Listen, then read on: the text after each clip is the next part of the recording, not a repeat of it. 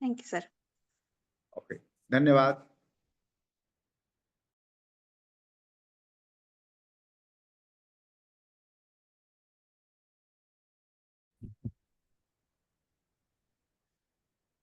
Can we start?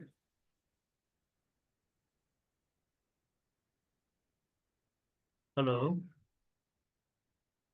Yes, sir. I can hear you. Am I Sir. audible? Okay, good. Good.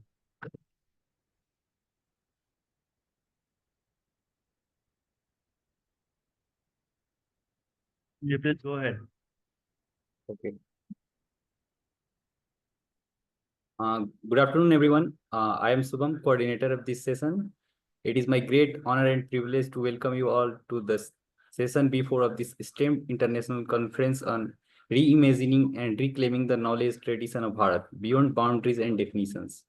Before we begin, it is my great honor to introduce the chair of this session, Professor Girish Nath, sir, a distinguished professor of JNU. We are privileged to have him to lead this session, offering valuable insights that will enrich our discourse. With that, I now invite Professor Girish Nath, sir, to take over the session and guide us through the enlightening discussion. Thank you.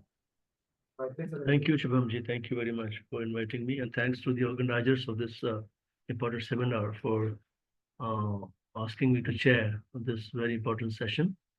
And I see there are 7 papers to be presented, and all of them on the Indian knowledge systems, various dimensions of Indian knowledge systems, from dance forms, yoga, philosophy, etc., etc. So without much delay, I think we should start the session right away.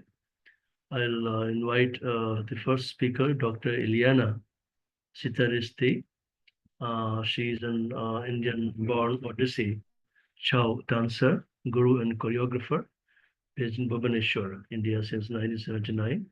Dr. Citaristi is the, forgive me if I'm not pronouncing your name correctly, Ileana ji, is the author of 5 books, The Making of a Guru, Kelucharan Mahapatra in His Life and Times, Traditional Martial Practices in Orissa, My Journey, A Tale of Two Birds, Odyssey and the Gita Govinda, and the Indian traditional martial arts. She's imparting training in Odyssey and Chow dance in her own institution, Art Vision in Bhubaneswar, founded by her in 1996. In 2006, she was conferred with the Padma Shri Award by the President of India for her contributions to Odissi dance. She'll be presenting Dance of the Warrior, a study of the evolution from war skill-oriented exercises to forms of classical and contemporary dances, with a reference to Pai Chow transition in Odisha performing arts. So I may now invite Dr. Ileana Citaristi to make a presentation. Ileana ji, welcome. Thank you so much. I'll share.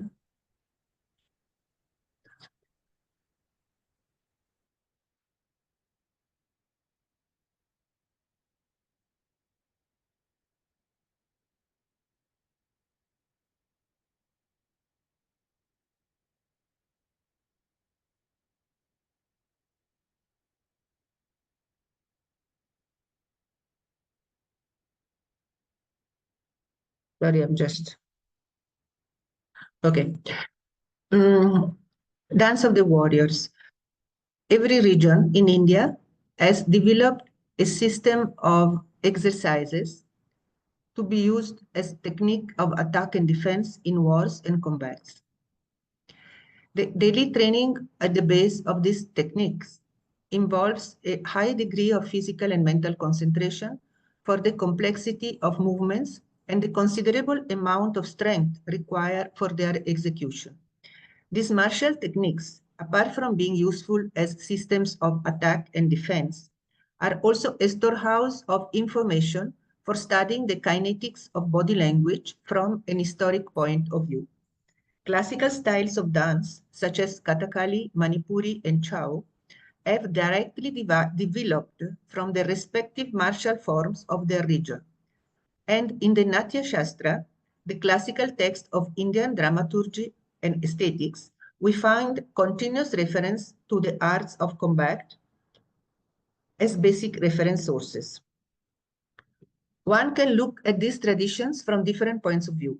They can be considered as systematic methods of health and body fitness for the highly developed physical training involved in their execution, or as powerful tools of concentration for the focus ability one develops through the attack and defense exercise, or as a study material for researching into the origin of more developed dance system for the accuracy of correct stances and postures on which their movements are based, or as a source of historical information regarding the history of the particular region to which they belong. Common ritualistic patterns exist among the martial traditions belonging to different regions of India, which unite them as different branches belonging to the same tree. Ritualistic acts towards the weapons used for combat, towards the opponents before engaging into the battle and at the end of it, or towards the deity presiding over the arena where the fight is going to take place, are prevalent features belonging to all of them. The different regional forms have also similar choreographic arrangements displayed in the exhibition of the different skills. Mostly the space is covered in circular patterns, and the strokes delivered during the combat follow a precise mathematical progression which is based on accurate research of the possibilities of action-reaction in the interplay between two or more opponents. Often a considerable knowledge of anatomy, muscular and bone structure of the body, remedies against injuries, and herbal system of medicine are part of the traditional expertise of the martial artist. This comprehensive outlook is what makes the martial practice an overall organic discipline involving the physical as well as the spiritual well-being of the practitioners. We can consider the martial disciplines as the first manifestations of coordinated patterns of movement and stances to be derived directly from observation of animal movements and behaviors, and as the base on which more sophisticated and intricate combination of movements evolved later on. From instances of real battles for the purpose of defense and survival to the composition of mock fighting patterns as exercises for war, and to the stylized and sophisticated expressions visualized in dance movement, there is a common line of development, which can be utilized as a tool for a kinetic and structural analysis of choreographic patterns in the performing arts. The basic stance, which invariably all martial artists adopt, has a strong adherence towards the ground, with the center of energy converging in the lower abdomen, considered to be the sacral chakra or swadhisthana, according to the tantric meditation system. The compression of energy gathered and concentrated before being transformed into forceful and agile movements is a principle common to all the Asian performing arts based on the expressivity of the body. The bending of the knees with full grip of the feet to the ground is one of the basic features transmitted from the martial arts to the more sophisticated forms, which are termed as classical dances. While the Western styles of dance are characterized by vertical elevation and aerial lightness, the Eastern forms have their basic stance turned towards the ground in a lower and concentrated posture. The Bhangi, Aramandi, Chauka, or half squatting positions of the classical dance styles of Bharatanatyam, Odissi, and Kathakali are the direct descendant of the low, almost compressed postures exhibited by the artists of Kalaripayattu, Kerala, and Tangta, Manipur, common also to other martial arts such as Tai Chi, Penchak Silat, and Karate. Grace, rhythm, coordination, concentration, agility, and body control are the basic elements on which the martial arts technique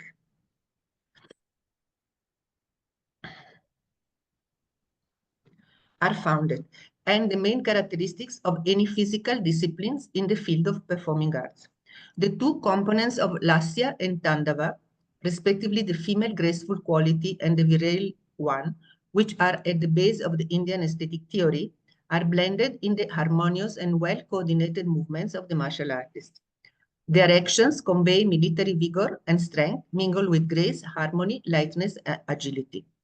The Natya Shastra, considered to be the primary source for the description of any stylized expression of body movements, while describing the basic charis, feet movements, vyayama, physical exercise, sthanaka, posture of standing and readiness, and nyaya, way of discharging the weapon, gives the basic preliminary instruction of body postures in relation to the art of fight on the stage. According to this authoritative treatise, the actor is supposed to get ready for his act by smearing his body with oil, undergo massages, dietary regime, and be under medical supervision. Detailed description of how to handle shield, sword, thunderbolt, arch, and arrow, or perform wrestling or the act of riding horses are given and are meant to be part of the general training of any actor as a proof that the martial art training was not a separate discipline but an essential component of any performing art based on physicality. While movements and choreographic sequences of the martial arts repertoire through a process of stylization have been converted into refined and systematic dance items belonging to the respective regions of origin, the martial arts themselves have also introduced changes in their technique, and they have adopted their presentation to the proscenium stage where they are occasionally invited to perform. Apart from streamlining the sequence of items and customizing the entries and exits to the performance arena in a more systematic way, they have also started to record to instrumental pre-recorded scores as musical background to accompany their acts. Traditionally, the martial artists are accompanied in their acts by the energetic beats of percussion instruments, which, although lacking of a variety of rhythmic variations, are nevertheless able to incite them with the mere strength and vigor of their sound. The transition from the practice of martial art executed for physical and mental fitness within the perimeter of a close community to a performative act meant to entertain a large and variegated audience with the necessity to adhere to aesthetic demands is not an easy achievement to comply.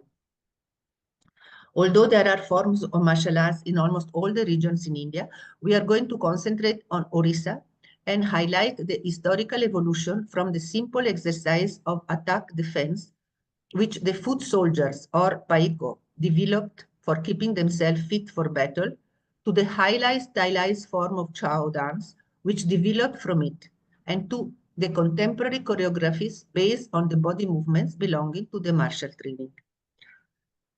Paiko, Parikanda, and Chao.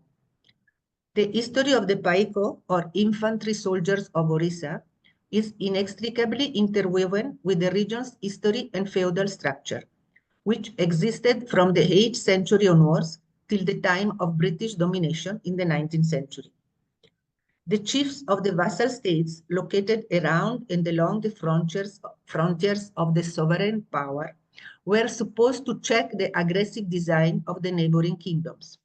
To fulfill these military obligations, as well as to ensure their own safety, the hill chiefs maintained their own well-trained local militia who would be ready to attack whenever required. During the war, the contingent of foot soldiers, or paiko, derived from Sanskrit word padatika, along with their leaders, constituted the bulk of the imperial army, and during peace, they kept themselves in perfect physical condition for combat through regular exercises and training, which were conducted in the akhara or gymnasium. Daily training of the paiko can be broadly divided into 4 categories. Ground exercise, called danda, aerial or acrobatic exercise, called suna, wrestling and weightlifting exercises, and the different khela played with the various weapons. There are more than 25 types of danda performed by placing the feet and hands on the floor while keeping the body parallel to the ground. While the danda exercises are meant to develop the arms and chest muscles, the aerial exercise or suna consists of various types of backward and forward somersaults performed from different heights. To train themselves to jump from higher levels, paiko have developed a series of pyramidal formations by climbing on each other's shoulders until the desired height is reached. At times, these acrobatic formations are performed while balancing on a moving surface. The training and the preliminary exercise are an interesting blending of different physical disciplines. Pranayama, exercises for breath control, and different yoga asana are practiced along with some special exercises of isolation and activation of different muscles of the body. Only at the end of this rigorous process, aiming at acquiring a complete control over the different parts of the body, the first chalice, movement in different directions, are taught, along with the handling of weapons such as sticks and swords in the technique of defense and attack. Among the most interesting items of the Paiko dance repertoire are the ones in which two swords or two lati are handled simultaneously by a single performer. The movements of the two weapons, mainly woven in circular patterns around the neck of the performer, are exhibited with such dexterity and speed that it is said the smallest stone could not pass through. Very synchronized movements are also displayed in what could be called a duet dance, where two players holding sticks or swords exchange preliminary challenging steps before starting the actual fight. The fighting sequences are also meticulously built up with sequence of an ascending number of strikes or ghar, which are performed at increasing speed. Among the group formation, the most interesting are the ones called chakravyu, in which a group of 6 or more dancers armed with swords or sticks attacks and surrounds a single one, usually the senior most of the group, and is held at bay by him. In another type of choreographic formation, a circle of dancers, while fighting with lathis or sticks, keep on exchanging partners at the rhythm which becomes faster and faster. Excuse me, how much time I have?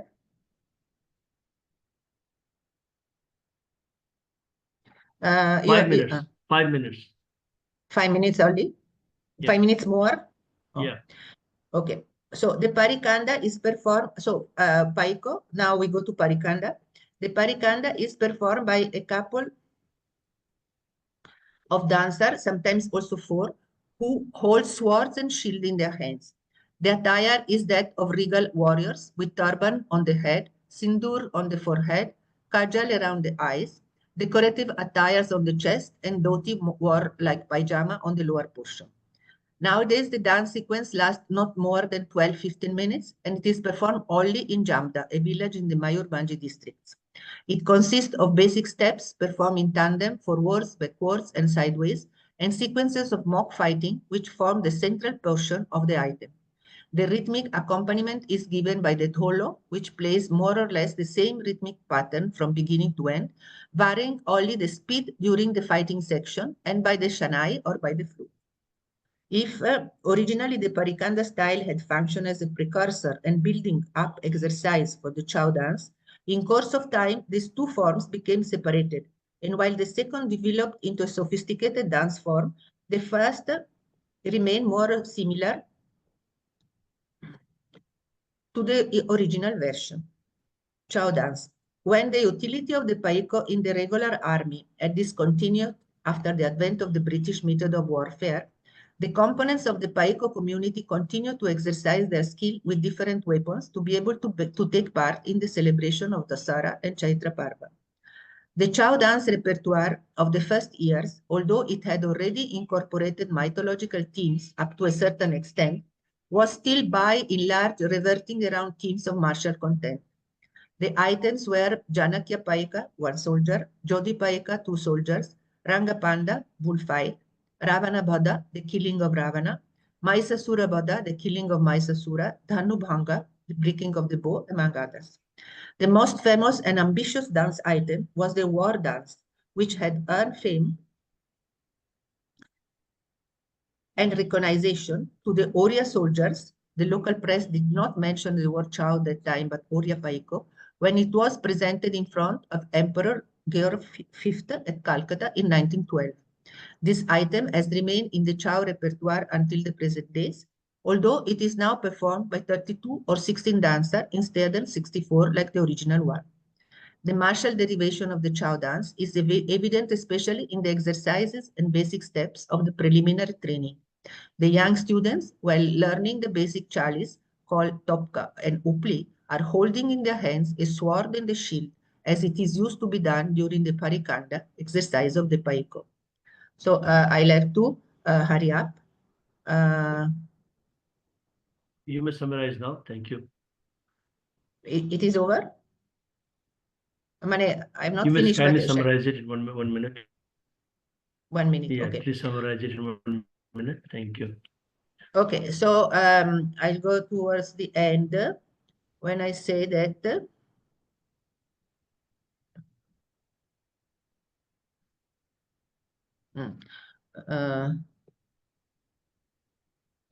okay, I was talking about the Śūnyatā and Artikeladi. Anyway,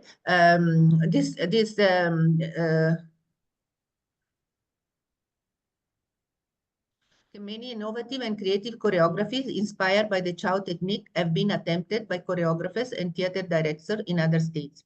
Among others, we can mention choreographers such as Chandralekha, Astad Debu, Daksha Seth, and myself for having pushed the boundaries of the style and having infused the style with fresh and innovative ideas. In these experiments, while giving importance to the movements in themselves as medium for conveying different situations, the body has been made free from many extra elements that are part of the traditional costume on stage, so as to be able to utilize all its potentialities. So it was supposed to be illustrating the passage from the martial exercise, the crude martial exercise, to a developed dance, and out of that also the modern utilization of this movement in modern choreography. So I had to jump a little bit. So thank you. Thank you so much, Dr. Ileana. Sorry, we could not allow you more than 20 minutes. Actually, that's the time given to each one of us.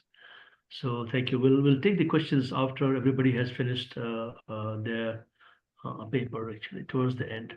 So I may now invite the next speaker, was Paolo Corda, to make his presentation on rethinking the Śūnyatā, convergent interpretations of the concept of emptiness in F.Z. Varela and the Ikeda. Paolo Corda is an independent scholar. He graduated in theoretical philosophy at the University of Cagliari, Italy, with a master's degree thesis on F. Varela's interpretation of Buddhist Śūnyatā. Member of the Italian Association of Sanskrit Studies, AISS. He deals with studies on Śūnyatā, both in relation to its ancient genesis and meaning in Pali and Mahayanic texts, and to some of its most representative contemporary outcomes. I may now invite Paolo Corda to make his presentation. Paolo, please, your time now. Hi, thank you. I'm very pleased to be here today. So, in the context of contemporary thought, the Indian Buddhist notion of Śūnyatā still constitutes a living topos of philosophical reflection and an inexhaustible source of new approaches to the theme of lived experience. I'd like to focus our attention on two authors whose ideas on the concept of Śūnyatā have given a new perspective on the application of this concept in our contemporaneity, albeit from different starting points, but nevertheless following a direction that appears largely convergent. Francisco Javier Varela has been a Chilean neurobiologist and subtle cognitive and phenomenological philosopher, very known for the theory of autopoiesis, the enactive approach, and the neurophenomenology. He was also a Buddhist practitioner. He has started in 1974 under the guidance of the Tibetan master Chogyam Trungpa, and has been diligent in meditation for the whole duration of his life. Daisaku Ikeda has been a Japanese Buddhist leader, a literate, and educator, but above all, a passionate peace builder. He started his Buddhist practice in his early 20s, immediately after the Second World War, under the guidance of the teacher and Buddhist master Josei Toda, from whom received a remarkable education, both in Buddhist doctrine and in literature and other subjects. Man of profound thinking and resolute action, during his long life, Ikeda has promoted the importance of dialogue and has developed his well-known humanistic philosophy of human revolution. In his most mature contribution on the topic, Pura Phenomenologia della Śūnyatā, Varela immediately highlights the simultaneously conceptual and experiential nature of Śūnyatā. What relevance does Śūnyatā have on a practical level in the transformative dynamics of human experience? What's its role? What use can a contemporary woman or man make of it in relation to their life, their being in the world? We'll see that the agreement between Varela and Ikeda constitutes a starting point in their ideal dialogue on emptiness. Their analytical purpose is eminently practical, addressed to the vital sphere of the human individual understood as an embodied and situated being. In the Ikedian interpretative perspective, the Śūnyatā is an infinite potentiality from which everything can emerge based on the causes that intervene. Far from being nothingness, of course, authentic emptiness is rather a state that transcends both being and non-being, since, says Ikeda Nagarjunianly, all beings share the same dependent nature coming into existence through causation, and it transcends them both on the level of language and of reality. As Ikeda points out, the perception of the constantly changing nature of all phenomena, that's their impermanence, their emptiness, is the key to true happiness. And from this awareness will emerge the belief that any situation we are experiencing, even the most desperate, is destined to change, can't be permanent or insuperable, and this awareness can be experienced by any human being through a disciplined investigation of their own experience, for put it Varela's way. Life can't be defined by language because, due to its complexity, it's beyond it, and therefore stopping reality with words, according to Ikeda, destroys the dynamic synergy and osmosis between completeness and incompleteness, the essential vital dialectic between what is temporarily manifest and what is potential, empty and susceptible to emerging, to taking on new form, to changing, thus creating the illusion that a temporary state of stability is eternal, he says. This is precisely the reification of language and of the self that Nagarjuna warns us against. For his part, Varela, in turn, highlights how it's precisely the meditative practice, which is surely not an intentional act, that creates the space or epoche through non-action, which includes non-response to language, his words, as it's in the practical meditative act that the refined stream of thought as a natural attitude is broken, and one opens up to the pre-linguistic and alinguistic dimension of Śūnyatā, of the possible, to the spark of change. Therefore, opening up to the awareness that the way in which I am describing my current situation or my life as a whole is a description located in the here and now, which does not extend either to my then, my subsequent being there, or to my before, my previous being there, frees me from the weight of the sense of impotence, from the chains of never, with respect to my ability to transform my present lived experience, and consequently both the meaning of the past, of my past one, and the manifestations of my future one. The reason for the possibility of reorientation of individual lived experience towards change and towards overcoming of verification of reality imposed by language lies in a convergent way in the two authors, in the very structure of the subject's cognitive dynamics. First of all, Varela reminds us that the cognitive activity occurs only and exclusively in the space of the immediate present, because only in it the cognitive subject or the concrete actually lives, and immediately establishes that the sensory motor coherences of micro words and micro identities emerge from a rich underlying neuronal dynamics in which temporary subsets of neurons group together through an enormous distributed parallelism and face each other competitively within a breakdown phase from which emerges the coherent and enacted response of the cognitive subject to the situation that he is perceiving, experiencing, and with which he is interacting.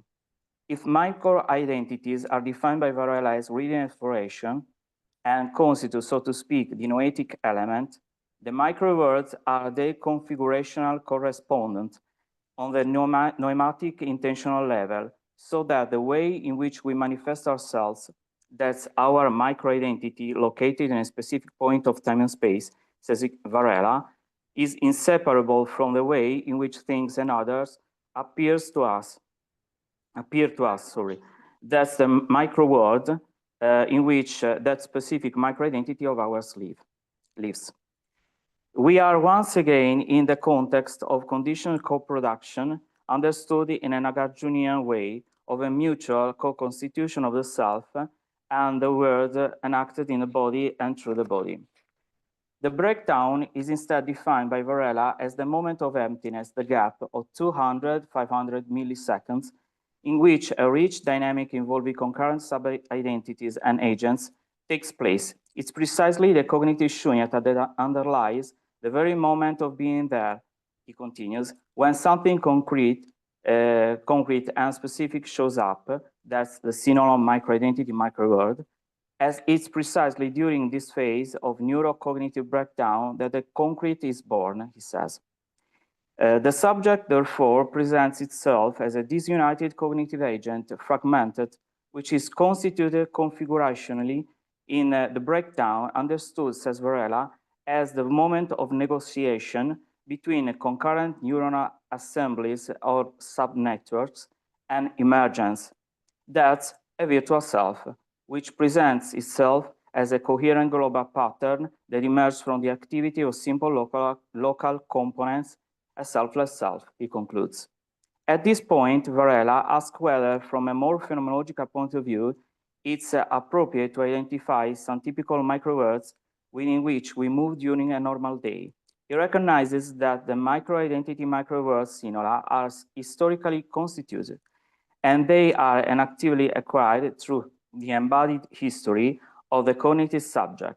Our daily life, states Varela, is made up of microworlds already formed that make up our identities, but he discards the idea of cataloging them, preferring instead to simply notice their occurrence.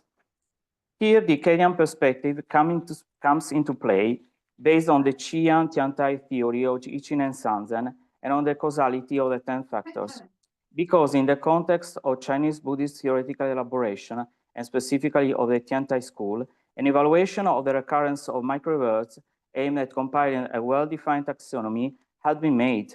As Ikeda informs us, it takes the form of the so-called theory of 10 words, which, through a careful evaluation of the breakdown dynamics and the causality underlying this dynamic, with an additional and essential principle of identification of the three aspects in which this dynamic is expressed, intra-subjective, intersubjective, interobjective, leads precisely to the principle of Ichinen and Sanzen.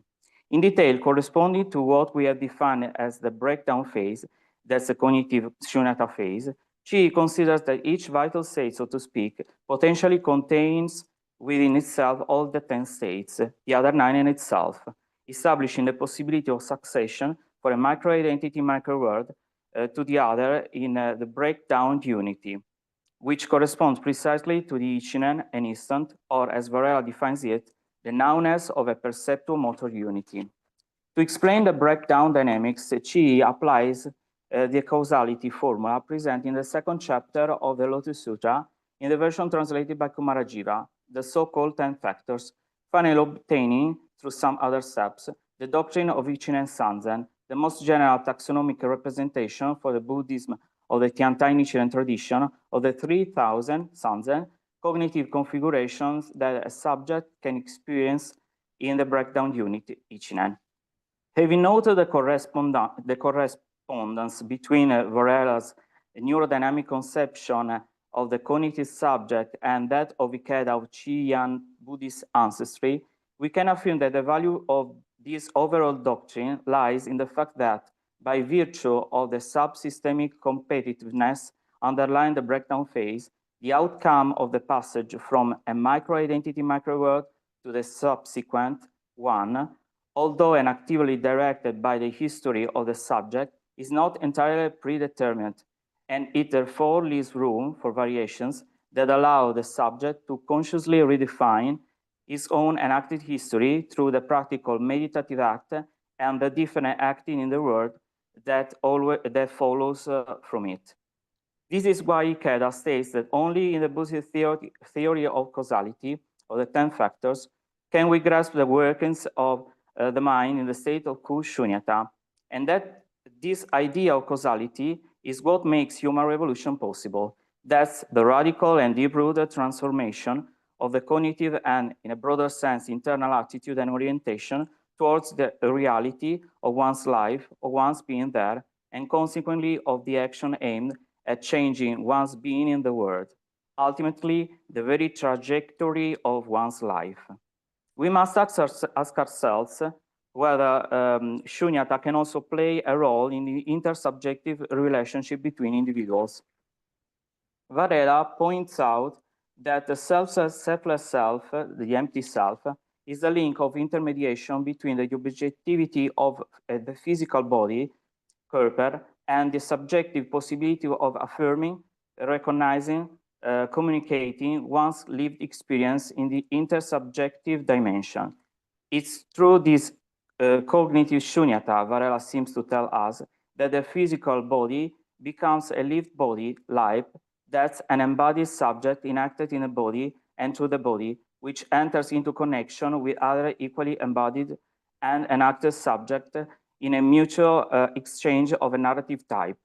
From this point of view, the self, subject, already appears in itself foundationally projected towards the other, so that as awareness of Śūnyatā, one's own and that of others, take over, and one's personal attachments are left aside, first of all, that of one's own reified self, interest in others emerges and replaces the attachment.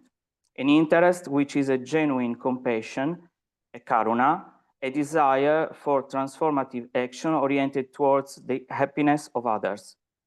And yet the obstacle is precisely personal attachments, since, states Varela, they are habits that obscure the human being's natural impulse to compassion, because attachments are enacted and therefore conditioned by our embodied history. Awareness of Śūnyatā alone is not enough to enact change. Conceptual awareness in itself does not produce any change. It must become concrete action, and above all, it must become a new embodied history. It's Ikeda who, at this point, clearly shows us the way by exemplifying and actualizing the Chiyan mechanism of causality, explaining to us that the principle of human revolution is that we are continually building and changing our inherent cause in reaction to external causes, where the inherent cause is the tendency that has built up within us until the present moment, and the latent effect is the future direction of our lives at the same moment. In other words, only when, first, consciously leaning on the natural causal mechanism underlying the cognitive Śūnyatā, second, through a preventive, practical, meditative act of epoche, of opening to the infinite possibilities of life, of inner life. Third, we voluntarily modify our enacted tendency of intersubjective towards other and interobjective towards the environment around us response by making it works in us the compassion, karuna, which from Śūnyatā comes, our constitutive being towards the other. Fourth, we can redefine, renegotiate our embodied history, that's the embodied relationship with our past lived experience, and consequently reenact our response, our acting, establishing a vital tendency, that's a microidentity, directionally different for our future.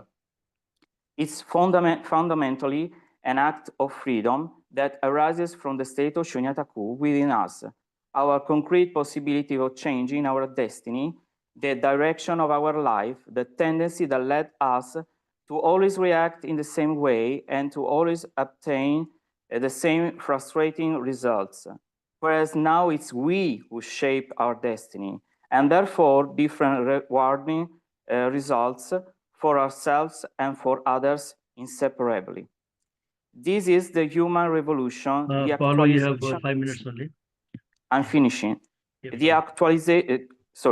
is the human revolution, the actualization of the Śūnyatā, an act of freedom, such as to involve others, to infect them in the hope and optimism of liberation from one's already said and already done, such as to cause a real chain reaction in which everyone in solidarity has their own human transformation, their own realization, their own sincere and profound inner change to that of other human beings, and in an ideal collective work of creation of value for concentric spheres until the transformation of the entire world into a peaceful and finally truly human society.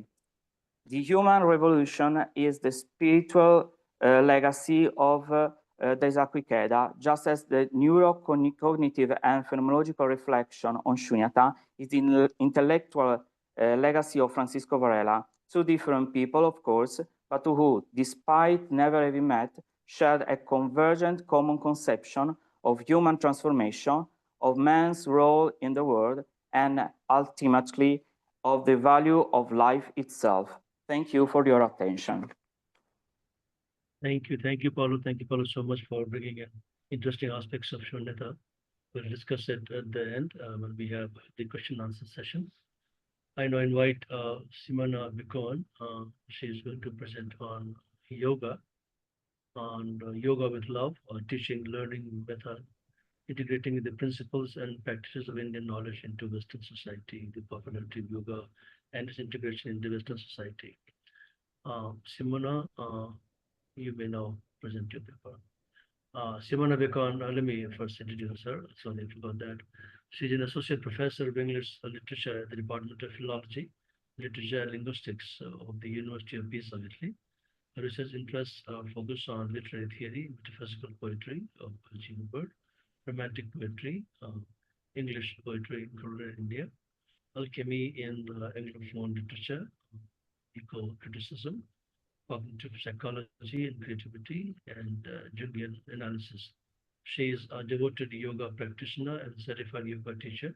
She collaborates with the Department of Yoga and Applied Sciences at the CSB, Institute of Indo-Vedic Studies in Delhi, where she regularly teaches international yoga teacher training courses. Additionally, she has given lectures on the mystical, symbolic, and archetypal aspects of the yoga experiences both in Italy and India. Simona, please continue. Thank you.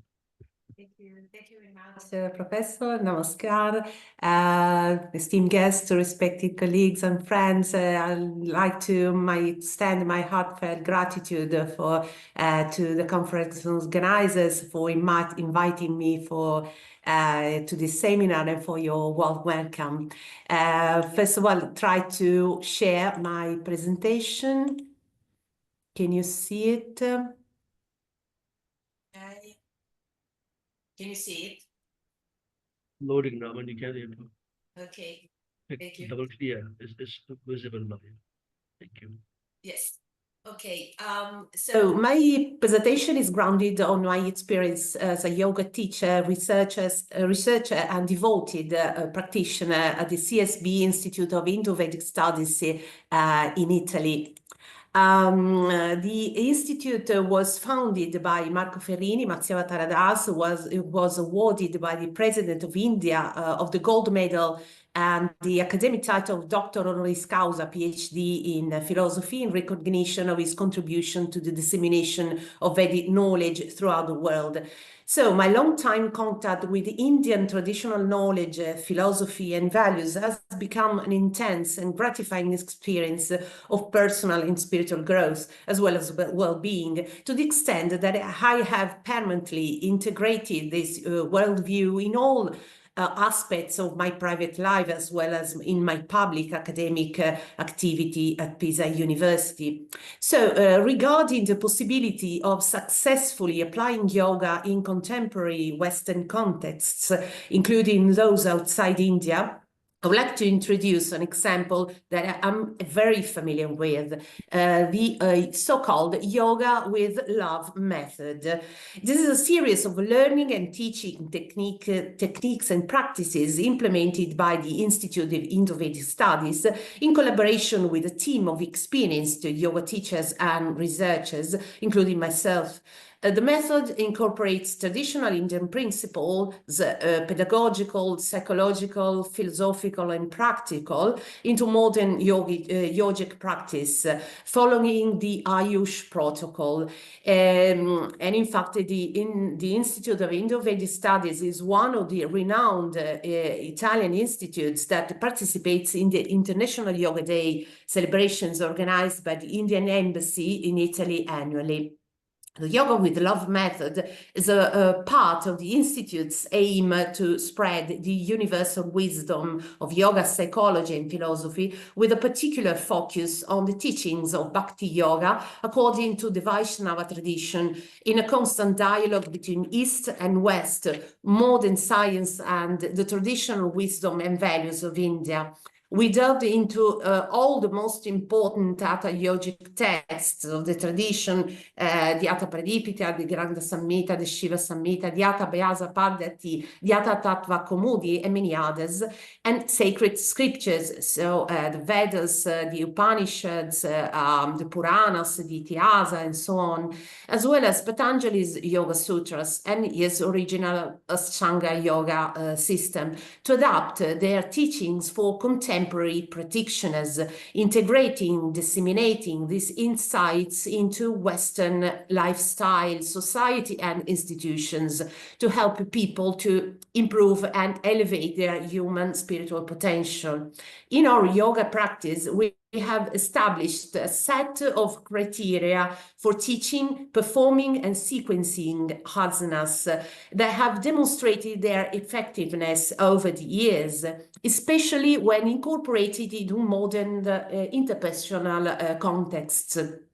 These principles result from a combination of modern psychological, anatomic, and physiological principles, Hatha yogic and the Ayurvedic principles, and the ethical values found in the Indo-Vedic sacred scriptures, which are texts of unmeasurable value, containing indication on the qualities, activities, and forms of the divine, and how to awaken our spiritual potential and fully develop satisfying personal and interpersonal relationships. This integration is what differentiates the Yoga with Love method from other yoga practices currently performed in the West, in that it fulfills human psychological needs of self-awareness, peacefulness, and relatedness, while fostering the pursuit of an authentically happy and spiritually meaningful life, without altering the original message of Indian wisdom, without colonizing it with Western undue appropriations and distortions.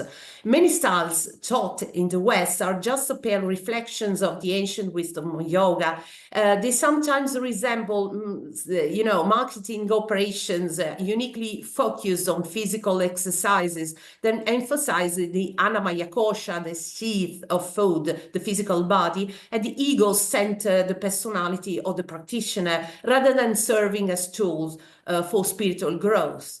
Now I'd like to share with you a few examples of how these traditional principles apply to teaching and learning in our yoga practice.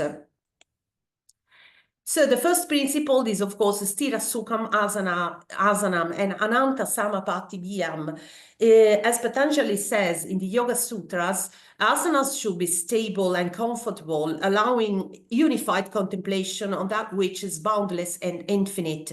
This implies an absence of fatigue, muscle pain, tremors, and fibrillation. This reminds us of Sundaradeva's words when he states in his Hatha Tattva Kaumudi that asanas are those which are performed through effortlessness and which give well-being and stability.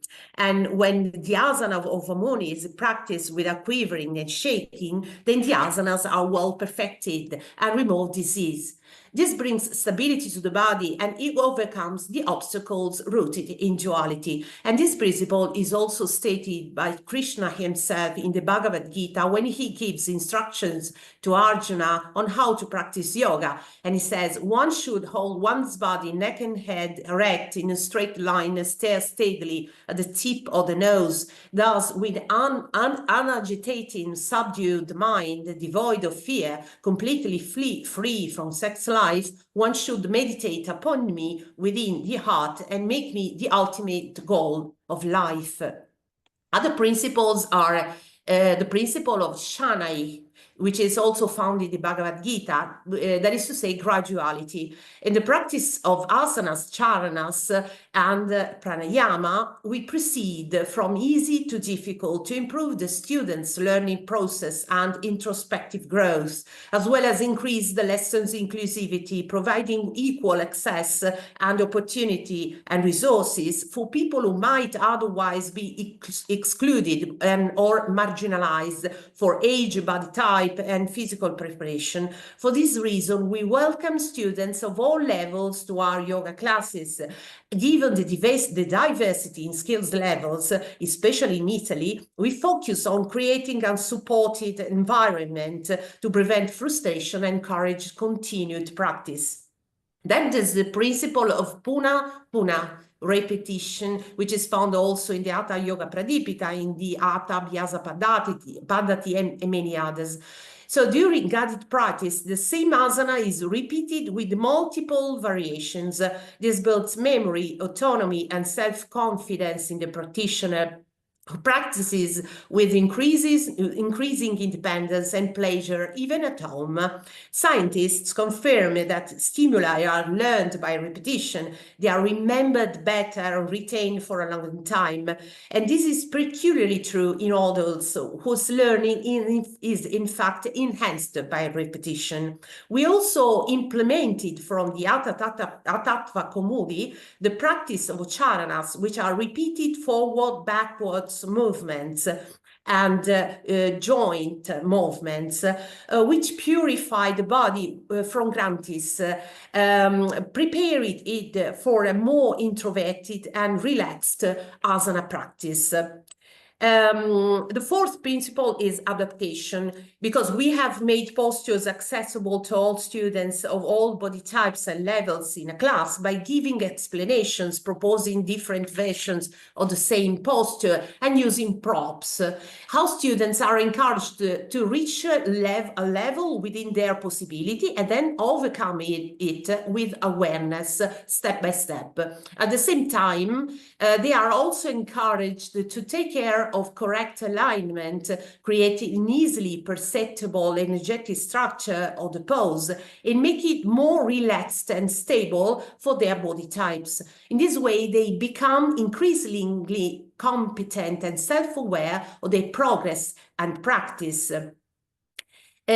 Also, focalized conscious attention, that is to say, dharana, is essential in our method, of course, and this is achieved through breath concentration led by prana dharana, that is to say, focalized attention on pranic energy as taught in all yogic texts. But also eyes control through trataka, both bahiranga, internalized, and antaranga, externalized, to enhance awareness, interception, and proprioception. And finally, the practice of Tritsukam, which consists of repeating the action of observing and then readjusting the pose during 3 subsequent respiratory acts, that is to say, inhalation, puraka, and exhalation, Rechaka, repeated thrice. This practice gives time to the practitioner to be gradually and progressively aware of the pose, therefore increasing the capacity of vitarka and vichara. That is to say, which is found in Patanjali Yoga Sutra, for instance, that is to say, analytical thinking, reasoning, and reflection. These 2 tools are essential in the first phases of the practice for internalizing the experience of the asanas to make them meaningful to the single practitioner. Then there are also this principle, among the other principles, can mention the principle of Shanti and Moni, peace and silence, because slowness and fluidity of execution serve to improve vitarka and vichara during the practice.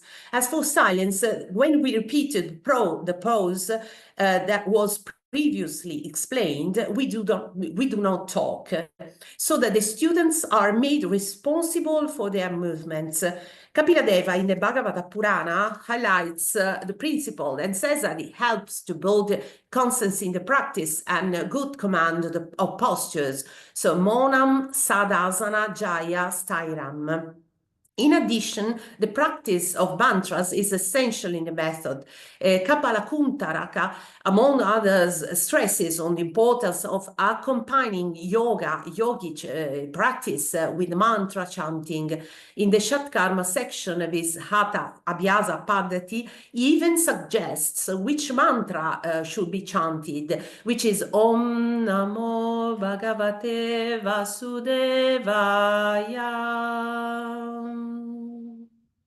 And he says that he removes obstacles, old obstacles. Kapalakurantaka also refers to an important sequence of mantras known as the 24 names of Keshava in the Pancharatra tradition. These mantras are also found in a Vaishnava Upanishad, that is to say the Tripa Vibhuti Mahanarayana Upanishad, which is well known in the Gaudiya school and Vaishnava school. Yoga with love is inclusive and suitable for practitioners of all skills levels, ages, and physical conditions. It promotes a non-competitive environment that emphasizes mutual support and holistic well-being. Since our yoga lessons admit practitioners of all different levels, less advanced students can also benefit from the contact with the more advanced ones, and vice versa. So yoga with love is for this reason also social practice based on the principle of satsanga, that is to say association with good persons who are engaged in spiritual realization.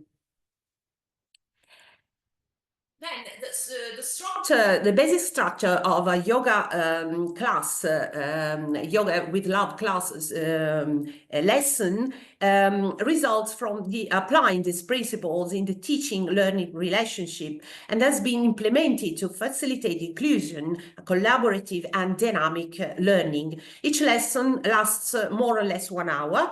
And we begin with charanas, that is to say warm-up exercises, or forward and backwards movements or joint rotations to favor pranic flow, based on the suggestions included in the Atatatta Kaumudi and on the integration of Ayurveda and modern anatomic and physiological principles. Charanas increase lubrication of the joints, tissue oxygenation, and control over the lymphatics nervous systems.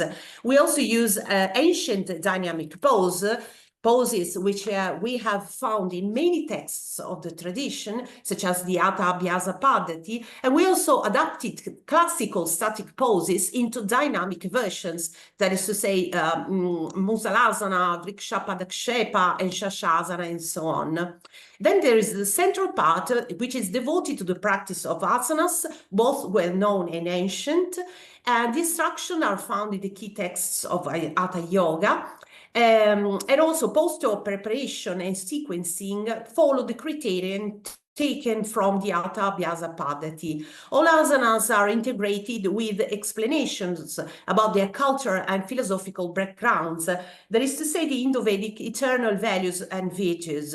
They serve as pedagogical tools that teach ethical principles of invaluable significance for the individual through the mediation of images and symbols. Breath control is also integrated into both charana and asana practice.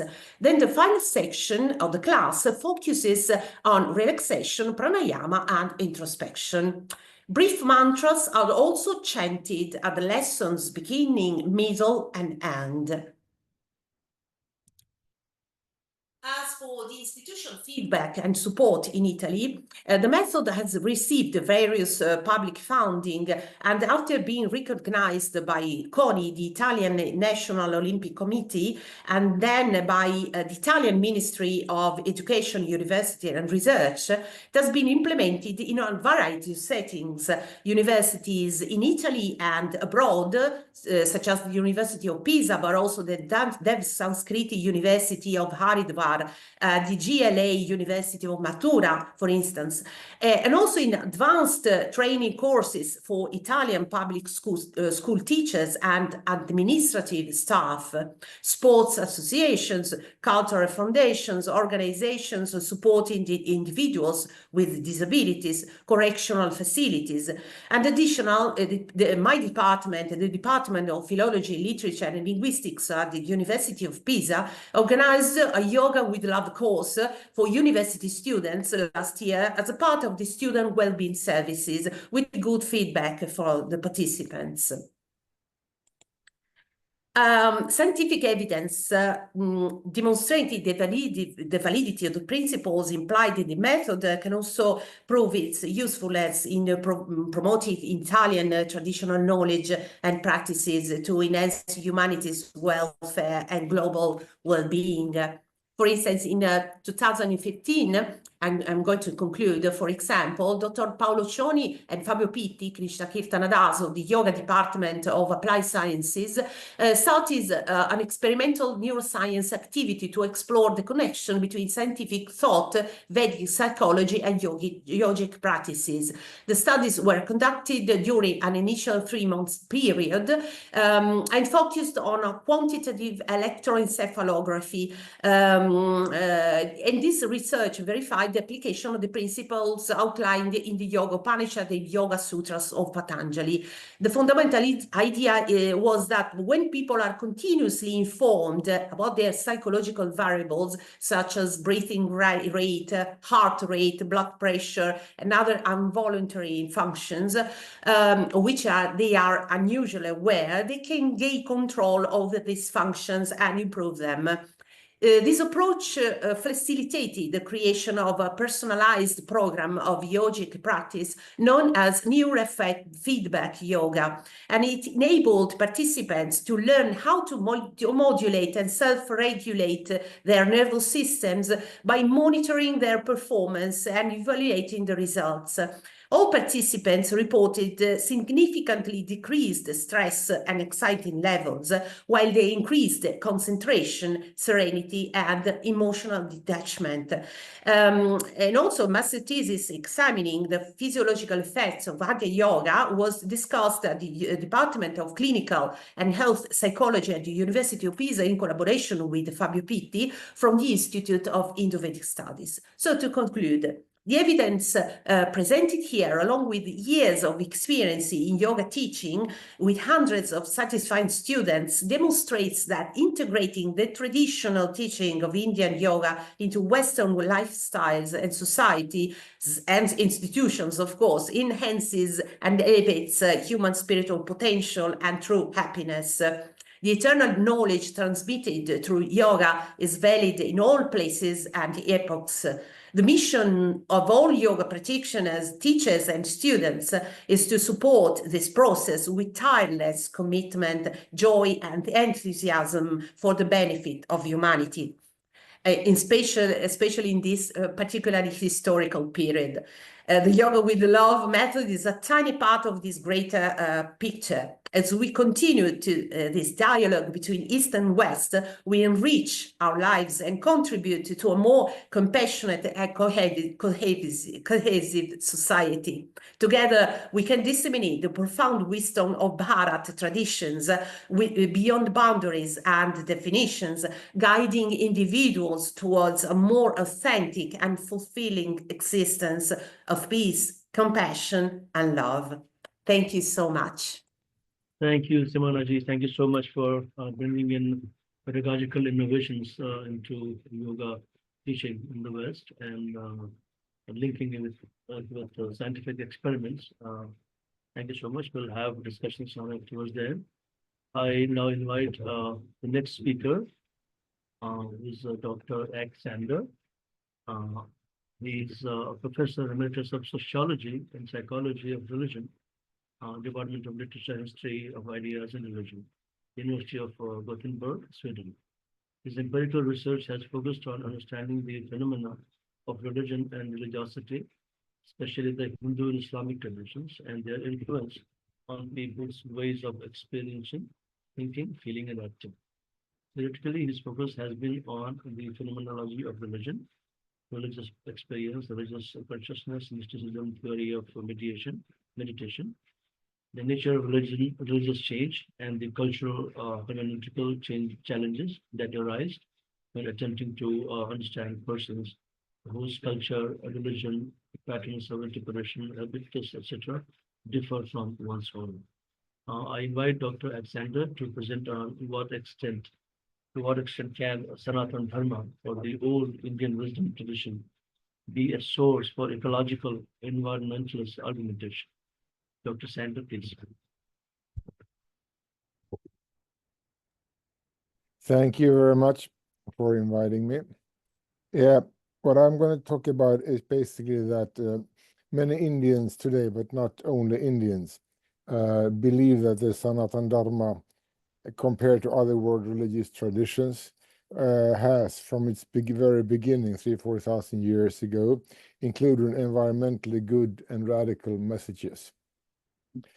They have bought into the idea that what they call the old Indian wisdom tradition is replete with environmental awareness, inspiring cosmologies, deep ecological insights, and rich expressions of interconnectedness and sacredness, in many cases superior to the Western traditions. So I will discuss a bit about how and why Sanātan Dharma, or the old Indian wisdom traditions, can be considered good, if not the best way to environmental issues today. The main reason why very many Indians have taken on the environmental agenda and are trying to make coinage of it is, of course, that the environmental issue has gained increasing importance globally during the last 20-25 years. It's also true that the Indian environmental crisis made itself felt among very many places in India, with extreme air pollution, like in Delhi, extreme heat waves, extreme rains and floods, and so on.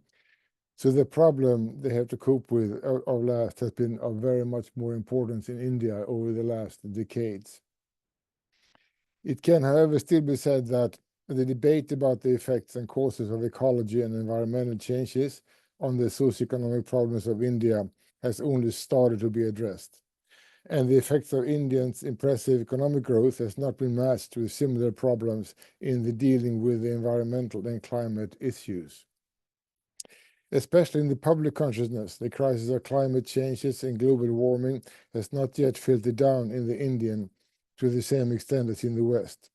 To remedy these, a number of climate activists, not the least in the religious sector, very many gurus, for example, are trying to educate the people has been increasing.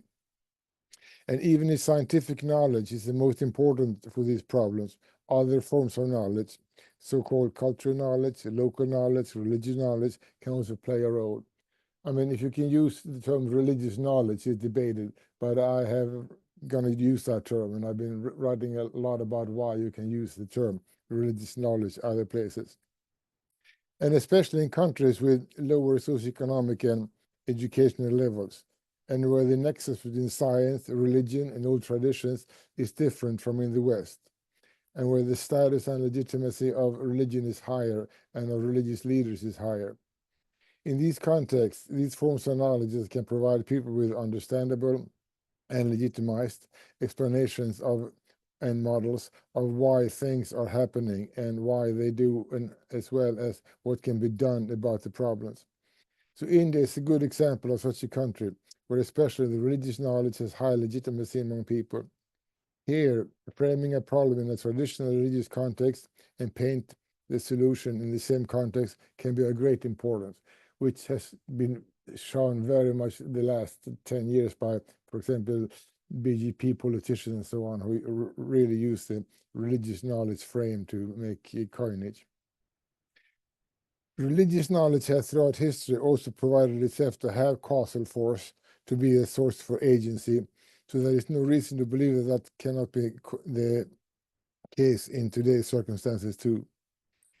Trivedi, 1993, mentioned 3 general reasons for using religious knowledge in framing environmental politics. First, religion evokes awareness in the person that are different from the scientific or technological reasoning. Secondly, religion helps making human beings aware that there are limits to the control over the animate and inanimate world, and that there are arrogance or manipulative power of nature can backfire. Thirdly, religion instills the recognition that human life cannot be measured by material possessions alone, and that ends of life and meaning of life goes beyond the circumspicious consumption. But mining a religious heritage for inspiration for today's action is, however, from a scientific perspective, not without its problem.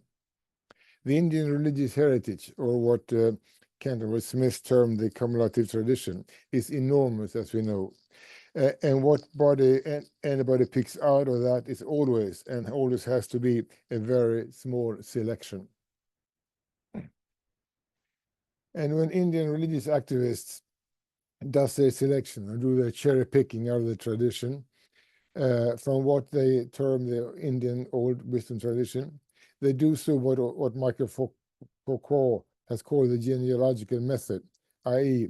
an ideological and normative selection process steered by what their agendas and goals are here and now. So what you pick out of it is sort of steered what's done here and now. And a particular problem here is that when the old Indian traditions were written, when the old Indian scriptures were written, there was no consideration of environmental problems. So the writers of these old traditions had not environmental problems in mind when they wrote the texts that we refer to today as the old Indian tradition. So there is a problem of picking. There is also a problem of interpretation. From a scientific point of view, all social phenomena, including text, must be understood in relation to their social context, in which they are created and embedded and from which they receive their meaning and function. And since the factors that constitute a given social context are constantly changing, it follows that embedded phenomena and their meanings are changing and transforming as well. This means that societal phenomena such as norms and value systems, systems of manners and costumes, religion, texts and traditions, what it is and mean to be an Indian or a Hindu, and so forth, acquire new functions and meanings and modes of expression when they are confronted with changing societal and conditions in which they must formulate new answers to new questions as well as legitimate developing identities. Therefore, the context of tradition as well as the way in which it is understood and expressed must change along with the society which the tradition is part of. Or simply stated, all text does not mean the same thing today as when they were formulated, and how they are understood today can vary significantly from one context to contextual embeddedness to another, and especially as they were not written with that problem in mind. This is why we can say that what various interest groups try to sell as pure or true or original Hinduism, Sanātan Dharma, or pure traditional Christianity or Islam, always is only one possible way of the tradition, one possible cherry picking and one possible interpretation of a specific tradition from a cumulative tradition, and a special interpretation of that selection, i.e. specifically interpret selection cherry picked for their heuristic values given a special actor, special aims here and now. A good example outside India is, for example, how modern Islamists interpret the position of women in the role of Islam. Islamic feminists give a completely different interpretation that members of IS or Al-Qaeda, for example, based on the same texts. This is why most minings from the cumulative traditions of Sanātan Dharma to find the traditional old Indian wisdoms for inspiration of today's actions for environment, I have seen most often are conglomerations of romanticized, uncritical selected, and recontextualized pieces of text and are ordered and interpreted to fit our special times and places, contextual problems and goals, rather than any sort of scientific interpretation of the text. Despite these, many, both Western and Indian scholars as well as other activists, have enthusiastically bought many of the ideas about the traditional old Indian wisdom, i.e. that the Hindu cumulative tradition is replete with environmental awareness, inspiring cosmologies, deep ecological insights, and rich expressions of interconnectedness and sacredness, all of these in many cases superior to modern scientific knowledge. They have, in other words, bought into what Paul Peterson terms the religious environmentalist paradigm. I should summarize a bit of what that looks like later, but before doing that, there are two problems that I have to put up that has to be accepted as true before you can go on. The two claims. The first is that traditional religious ideas and values actually can play an important role when it comes to human behavior towards the environment. The second is that elements from the Indian old wisdom tradition de facto expresses or can be reasonably interpreted to express ecological awareness and conservativist concerns, which are similar or at least relevant to those expressed by modern scientific environmentalists and ideologists, movement and activists. I will not discuss the validity of those terms here. I will only, with regard to the later, say that critics have pointed out that when mining the old text, it's as easy to find examples of text and practices that can be argued to be environmentally destructive as eco-friendly. Same again as with the Islamic text, you can pick out things that are very much against women in society, and you can be Islamic feminist by picking out different things and interpret them different from the same body of text.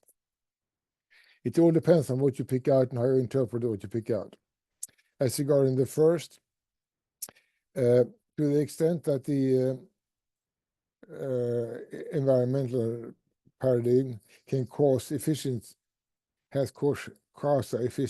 in India, where there is a strong tendency to rhetorically and romantically refer to old and rich cultural religious heritage as cause of glory and greatness on the one hand, and as a repository of remedies for any contemporary problems and doom science scenario on the other, could be a good place for it to work. And how it's been used by the Hindutva during the last 20, 25 years is also an indication that it works. You can use it. What I'm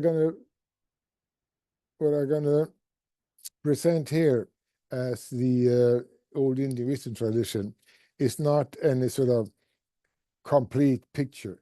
It's only what I have come across when I've been reading environmentalists in India over the last few years, what they frequently say and how they claim that what is the Hindu tradition.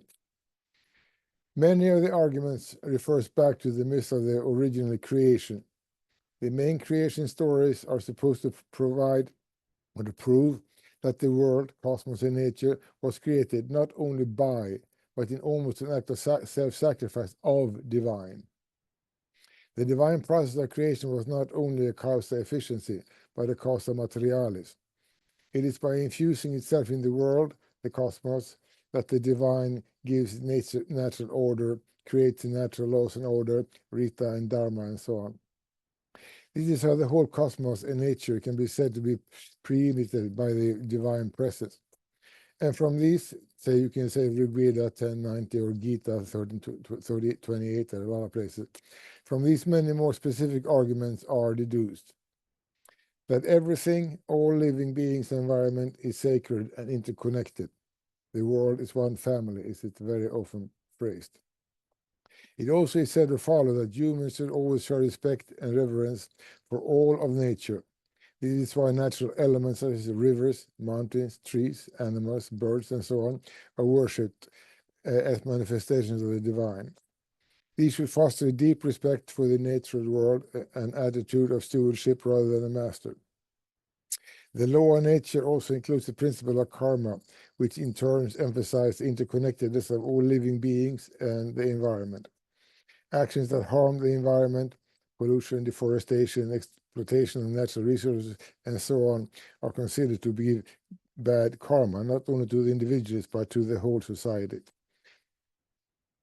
According to the law of karma, individuals are responsible for the consequences of their actions, and to exploit the environment should give bad karma to the individual as well as to society. The theory of karma also includes rebirth and reincarnation, which implies that individuals will continue to exist in some future form of life. Actions that degrade or harm the environment, they claim, in the present are believed to have repercussions that may affect the spiritual progress and the possibility of spiritual progress of the society.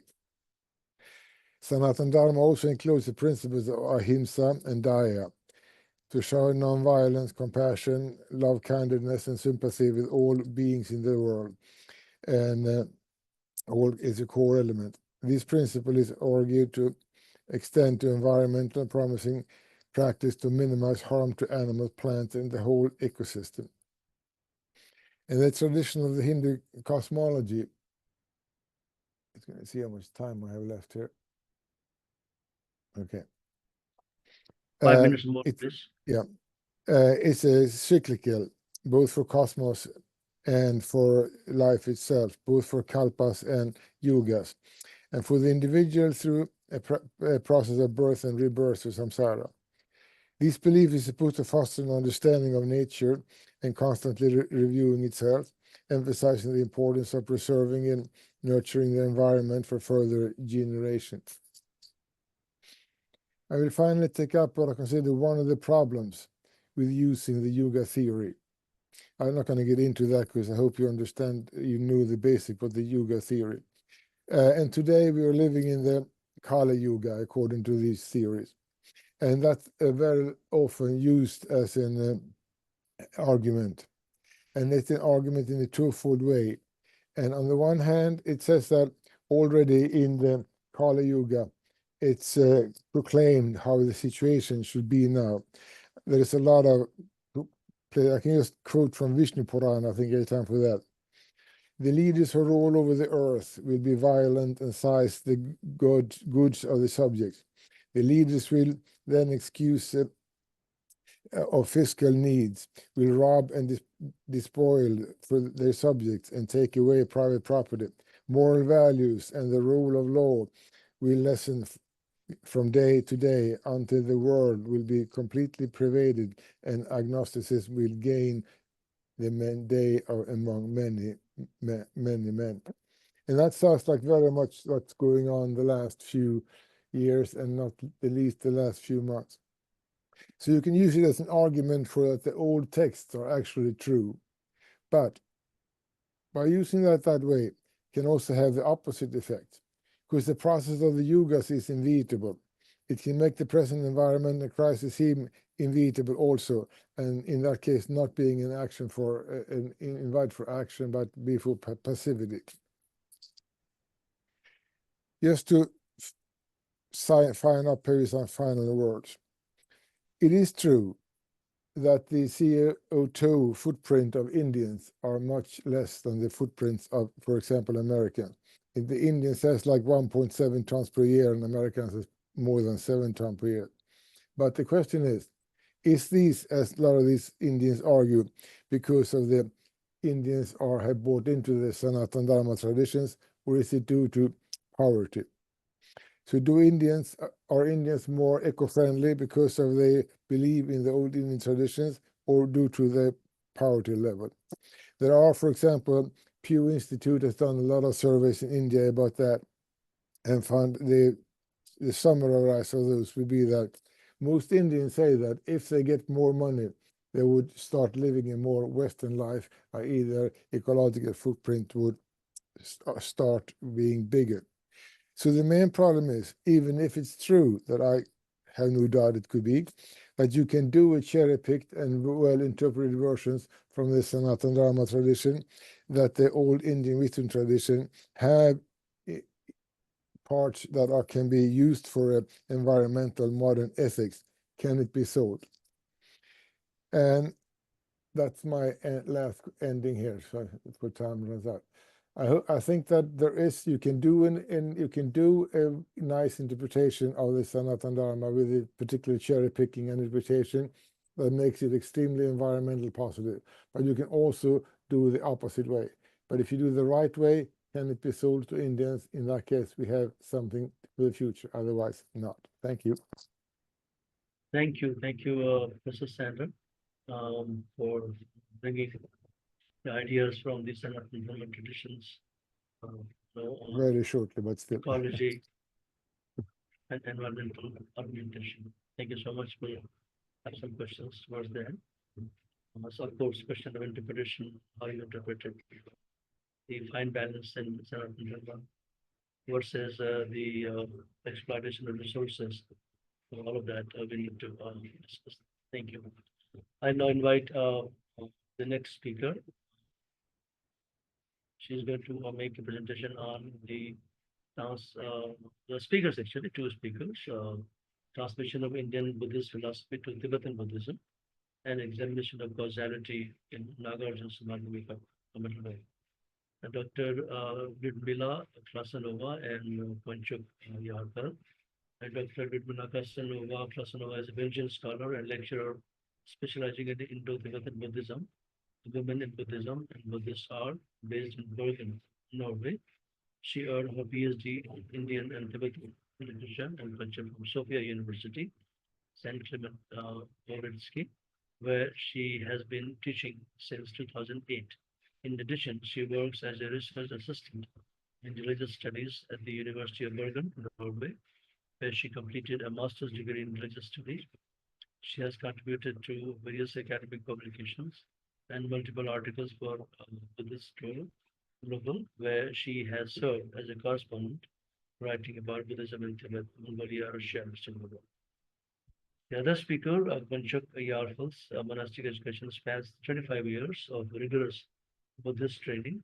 After completing 6 years of traditional Tibetan studies and preliminary training in Buddhist philosophy at Kirti Monastery's Institute of Spiritual Studies in Tibet, he advanced to Adipsan Monastery in Lhasa, where he spent 6 years mastering epistemology, logic, and the perfection of wisdom. After arriving in India, he continued his scholarly pursuit at the Pang Monastery in Karnataka, dedicating 13 years to advanced studies in Madhyamika, Dharma, and Vinaya, as well as Gyuto Monastery, where he studied Tantra. He currently resides in Dharmshala, studying English and Western philosophy. I now invite the speakers to make their presentation. Thank you. Thank you very much. Thank you for the organizers of the conference. It's an honor for me and for us. So I'm going to present our presentation in collaboration with Kunchun Yarpel. But if there are some questions, I hope he will be able to answer. Kunchun Yarpel is currently at Drepung Monastery in South India, and I'm here in Norway. And our presentation on transmission of Indian Buddhist philosophy to Tibetan Buddhism is our joint project.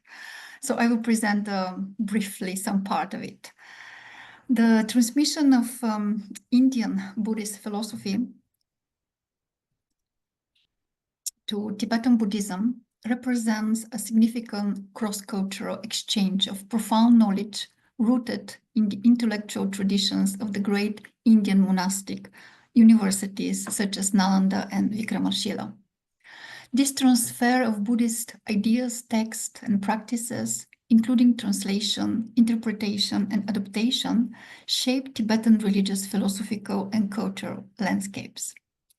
Our presentation seeks to contribute to the dialogue between traditional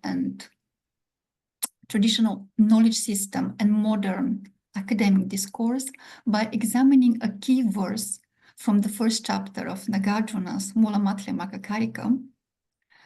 And this verse encapsulates the Madhyamaka, or Uma in Tibetan, philosophical perspectives of the nature of causality. So first we will examine the historical context of how Indian Buddhist philosophy was transmitted to Tibetan Buddhism. It's a huge subject. I try very briefly to present that. And next, we'll focus on Nagarjuna's Mula Madhyamaka Karika, particularly its opening verses, which will be explored from two perspectives: the traditional commentaries of Indian and Tibetan scholars, and modern approaches through academic Buddhist studies and some digital projects. The transmission of Buddhist philosophy from India to Tibet was a gradual and systematic process that began with the introduction of Buddhism itself and unfolded over several centuries, particularly from the 7th to the 13th century. Some scholars like Giuseppe Tucci or David Snellgrove, agree that Buddhism was introduced to Tibet during the reign of King Somtsengampo, and his minister, Thomi Sambota, who is credited with the creating of the first Tibetan script based on the Gupta alphabet. After being sent to India by Somtsengampo to study Sanskrit and Buddhism, he established the foundation of the Tibetan script. And the systematic translation of Buddhist texts from Sanskrit to Tibetan began in earnest during the reign of King Trisongtsen. The king invited Indian Buddhist scholars such as Shandarakshita, a Madhyamaka philosopher, who introduced the first structured Buddhist philosophical system to Tibet, and Padmasambhava, a Vajrayana master, to assist with esoteric teachings and the establishment of Buddhism in Tibet.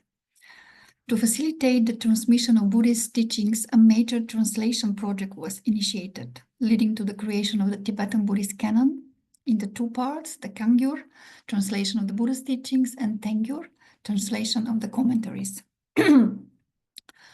Tibetan translators or Lodzawa, such as Thomi Sambota or Yeshide, alongside Indian scholars, play crucial roles in developing a systematic approach to translation.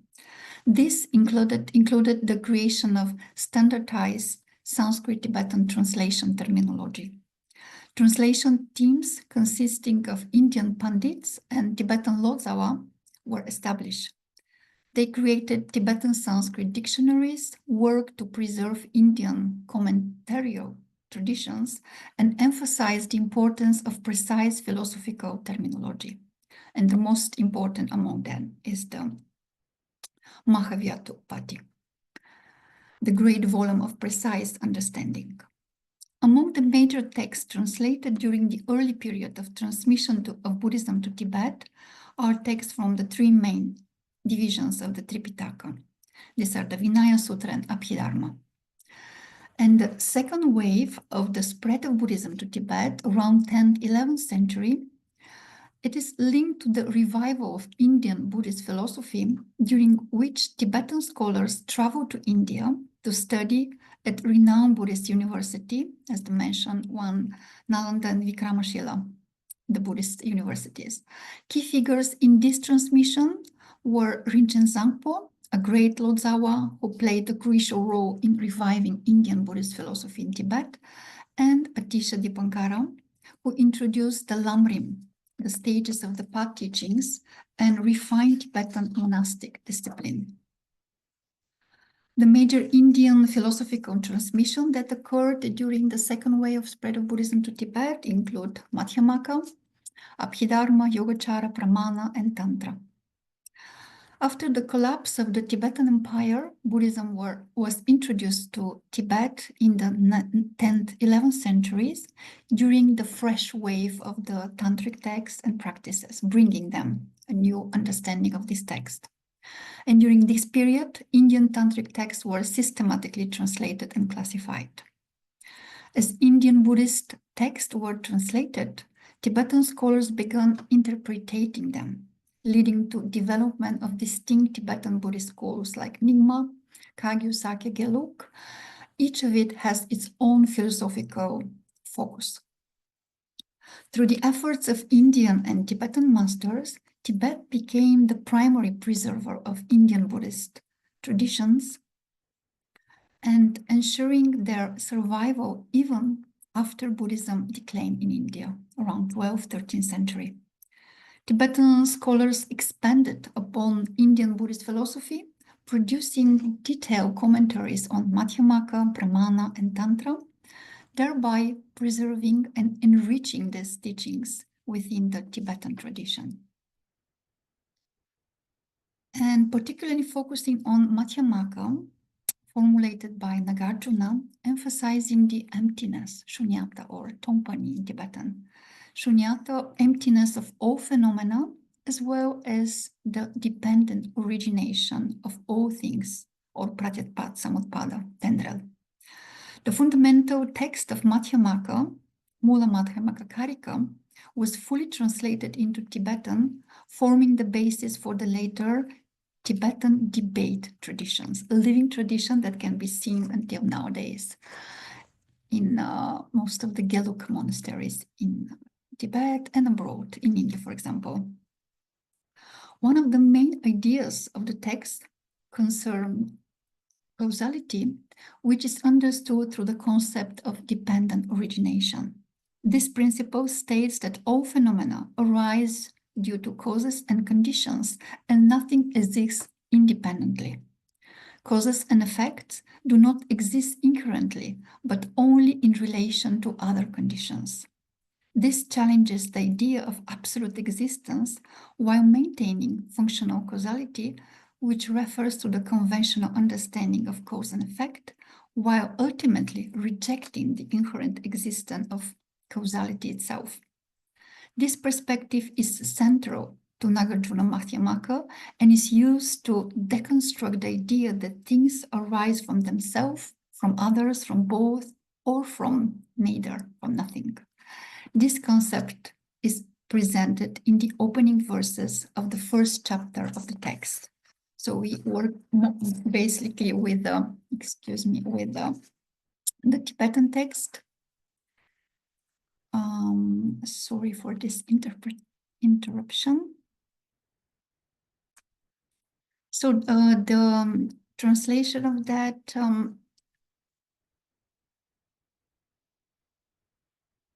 not from self, not from other, not from both, not without a cause, anything whatsoever has never arisen. These verses are among the most discussed part of Mula Madhyamaka Karika and hold a great significance in both Indian and Tibetan Buddhist philosophy. We explored them from two perspectives: traditional, based on approach used in Tibetan monastic education, particularly in Gelug school, and the modern, based on the Western Buddhist studies.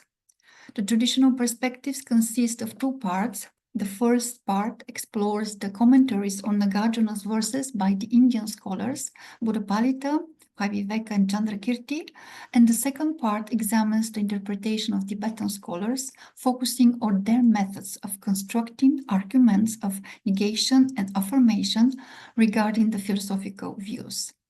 And here, due to the limited time, we will present mainly the Indian Buddhist approach, and in the published article, we hope to present more about the Tibetan side, the Tibetan interpretations. And the modern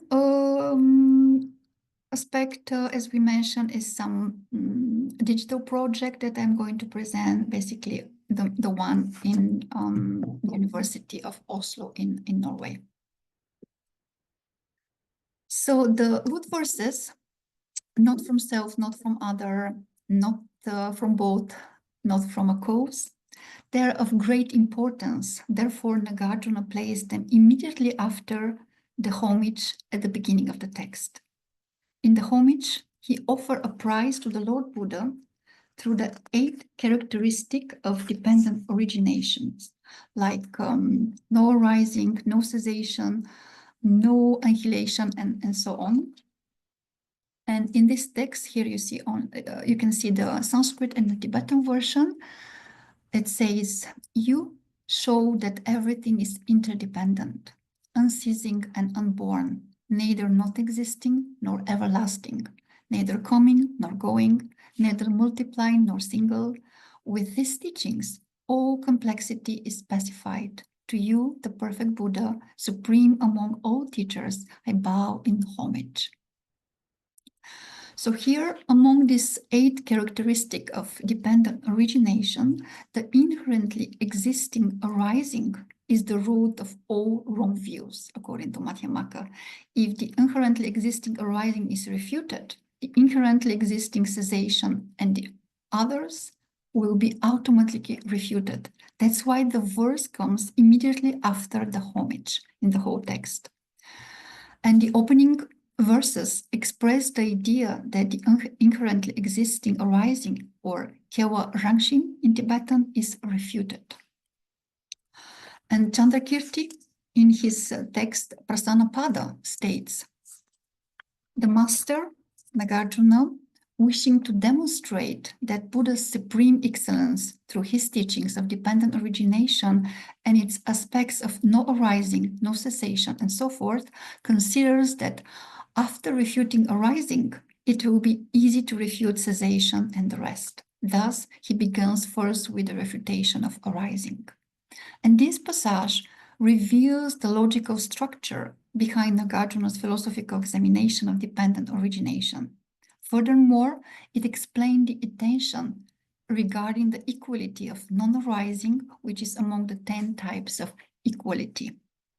So this is Nyam Chu, for example, the equality of samsara, nirvana, self and other, affliction, wisdom are equal, and so on and so on.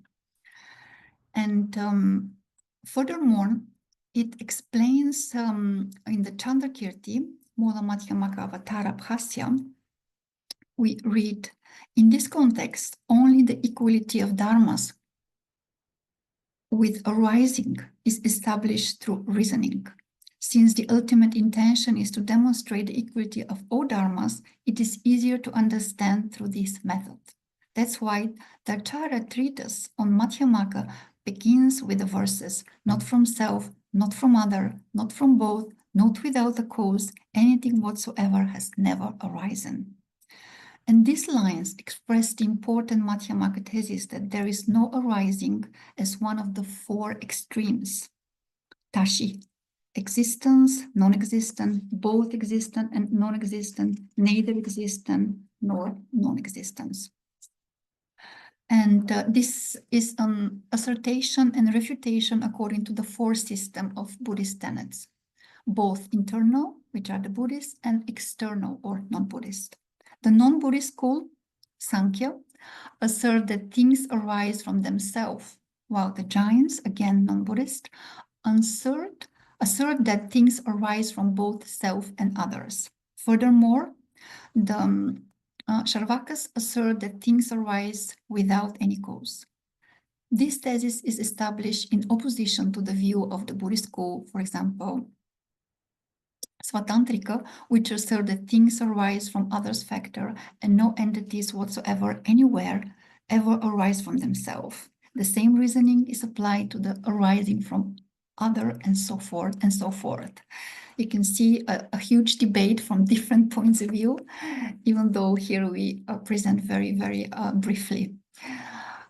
Regarding the opponent of those who assert self-arising, the Sankhya position is that the inner sense sources, which is the eye, the nose, the ear, and so on, having observed that they do not arise without existing in the causal state of embryo. Embryological development is referring to how faculties develop from the causal state, beginning with the embryo itself. This is being presented as part of the Sankhya argument for self-causation, based on their observation that things must pre-exist in their causes to arise. And Buddhapalita, the founder of the Prasangika school, presents logical arguments against the Sankhya theory of self-causation. And these arguments refuting self-arising are the following. First of all, things Dr. do not arise. Yes. You have to summarize in 2 minutes. Thank you. Yes, okay. So as far as you can see, we continue in this direction, comparing the Indian and Tibetan scholars only on these lines. And modern perspectives, very briefly, it consists of overview of the Buddhist studies, religious study, Eastern philosophy aspects of how these lines are interpreted. And one of the focus is on the digital project that I was connected through one course of Buddhist philology. And this project is connected with the Bibliotheca Polyglotta under the University of Oslo, the Norwegian university, which consists digital text, preserved text from the Kangyur, Tengyur Tibetan tradition, and they are translated in different languages. This is also related with the Norwegian Institute of Philology and personally with Jens Brarvik, who is the director of the whole institute. And this is basically how we work during this course. On the website, we have the version and the commentaries of the Mula-Madhya Karika. Text translated in Sanskrit, Tibetan, Chinese, Norwegian, English, and we use different commentaries of that. So I'm going to tell more about this project in the articles. And as a conclusion, briefly, the philosophical transmission from India to Tibet was a profound and systematic process that shaped Tibetan Buddhism into a unique and deeply rooted continuation of Indian Buddhist thought. Through translation of text, scholarly debate, and the formation of Tibetan Buddhist schools, Tibet became the primary preserver of the Indian Buddhist tradition, carrying its legacy into the modern time. An emblematic example of this preservation and development of Indian Buddhist philosophy within Tibetan Buddhist context is Nagarjuna, Mula-Madhya Karika, particularly its opening verses, which continue to inspire investigation and debate on the nature of causality. And a closer examination of causality in Nagarjuna's text revealed the profound depth of Madhyamaka philosophy. By demonstrating that phenomena arise in dependence on causes and conditions, yet lack inherent independent existence, Nagarjuna offers a view of reality that moves beyond rigid dualism. Through analysis of the Madhyamaka Karika, its commentary on tradition and modern academic studies, it becomes clear that the teachings on causality not only forms the foundation of Buddhist philosophical discourse, but also continues to inform contemporary discourses on nature of reality and interdependence. Thank you for your attention. Thank you so much, Dr. Klasenova, on presenting on a very interesting topic of how Buddhism actually is exported to Tibet and what forms of Buddhism and how the texts were taken there, how scholars came here to study Buddhism and Nalanda and all of that. So thank you so much. We'll have a detailed discussion, I hope, towards the end if there's time. I now invite the next speaker, Dr. Vidula Deshpande Farante, is an art historian specializing in the intersection of performance and textual traditions in Indian art. She holds a PhD on Nritta Shastra in the Vishnu Dharmottara Puran and a master's in Indic studies. A recipient of CCRT and ICHR fellowships, her research spans Shaivagama and dance rituals, oral traditions, and artistic heritage. She has published in UGC-approved journals and presented at major conferences. A disciple of Pandit Shama Bhate, she has performed internationally. She lectures at institutions like MIT, ABT, University, and is visiting faculty at Tilak Maharashtra Vidyapeeth, currently researching Bond heritage under Dr. Arvind Jamkhedkar. She'll be presenting on inquiring the epistemology of movement in Indian thought. Vandanaji, please go ahead. Namaskar, everyone. Honorable Chair, esteemed delegates, and my fellow scholars. First and foremost, I extend my heartfelt appreciation to the organizers and also my gurus, Dr. Shama Bhateji and Dr. Arvind Jamkhedkar sir, for their valuable guidance for this particular research paper. As a Kathak and Indian Shastric dance and art history student, my learning experience has been more than just adapting movements, expressions, or rhythm. It has been an immersion into the Indian knowledge system itself.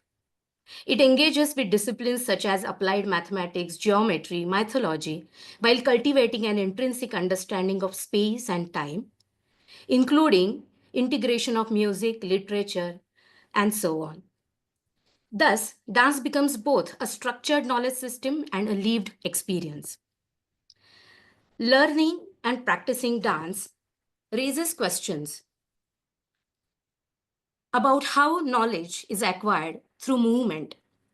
Indian epistemology, I would call it as Pramana Shastra, provides structured methods for understanding reality, leading to an exploration of how these principles apply to dance.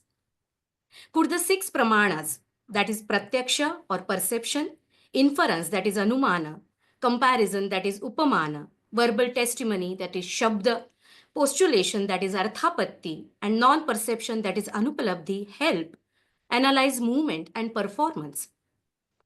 Dance as an art form is a product of creativity and relies on expressive devices like similes, metaphors, symbols, and abstractions. This inherently possesses limitations in verifying it strictly through philosophical standards and establishing a creative process within a clear-cut understanding. However, Bharata, in his Natya Shastra, himself incorporates Anumana and Arthapatti to explain certain aspects of performance.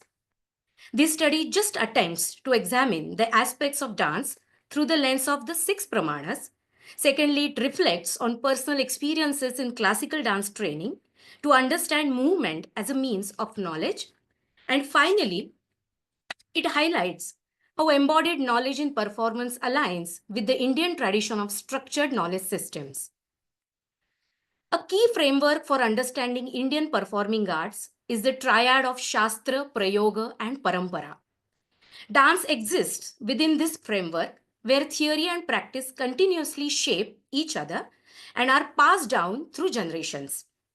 The Natya Shastra attributed to Bharata and written in 200 BCE and 200 CE is the foundational text of Indian dramaturgy, outlining principles of histrionics, movement, and rasa. This paper acknowledged its role in shaping the epistemology of movement, particularly within the Margi, Abhijata, or classical tradition of Indian dance. The tradition is divided into Nritta, which doesn't evoke emotion, and Nritya, which does. Both representational and non-representational dance functions are recognized but not explicitly divided in the Natya Shastra. These distinctions became clearer from the 10th century AD onwards. Now, starting with the first pramana, that is Pratyaksha or direct perception.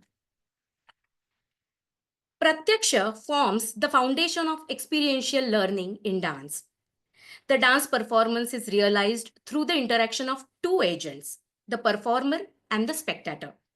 The Natya Shastra states that an artist engages with Shabda, Sparsha, Rupa, Rasa, and Gandha, the 5 senses, and dance integrates bodily movement, mental absorption, and sensory perception.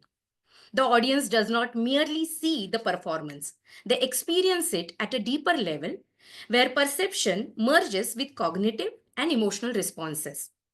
The next one is Anupalabdhi or non-perception. In Indian epistemology, Anupalabdhi refers to the means of knowing something through its absence. Its application can be observed in dance, where meaning is often conveyed through suggestion rather than direct representation. Unlike drama, which uses spoken words, elaborate sets, and costumes, dance primarily relies on gestural language and abstraction. In the context of composition, Bharata discusses dishta, that is, description of something not physically shown, abhipraya, implying something through indirect suggestion, and vichara, establishing an unseen idea. These principles resonate with how dance communicates through the absence of literal representation, allowing the audience to infer meaning through implication. A key example of Anupalabdhi in performance is the depiction of Shanta Rasa, often described as a state of tranquility, detachment, and transcendence. Its expression in dance presents a challenge as it does not rely on dynamic gestures or strong facial expressions.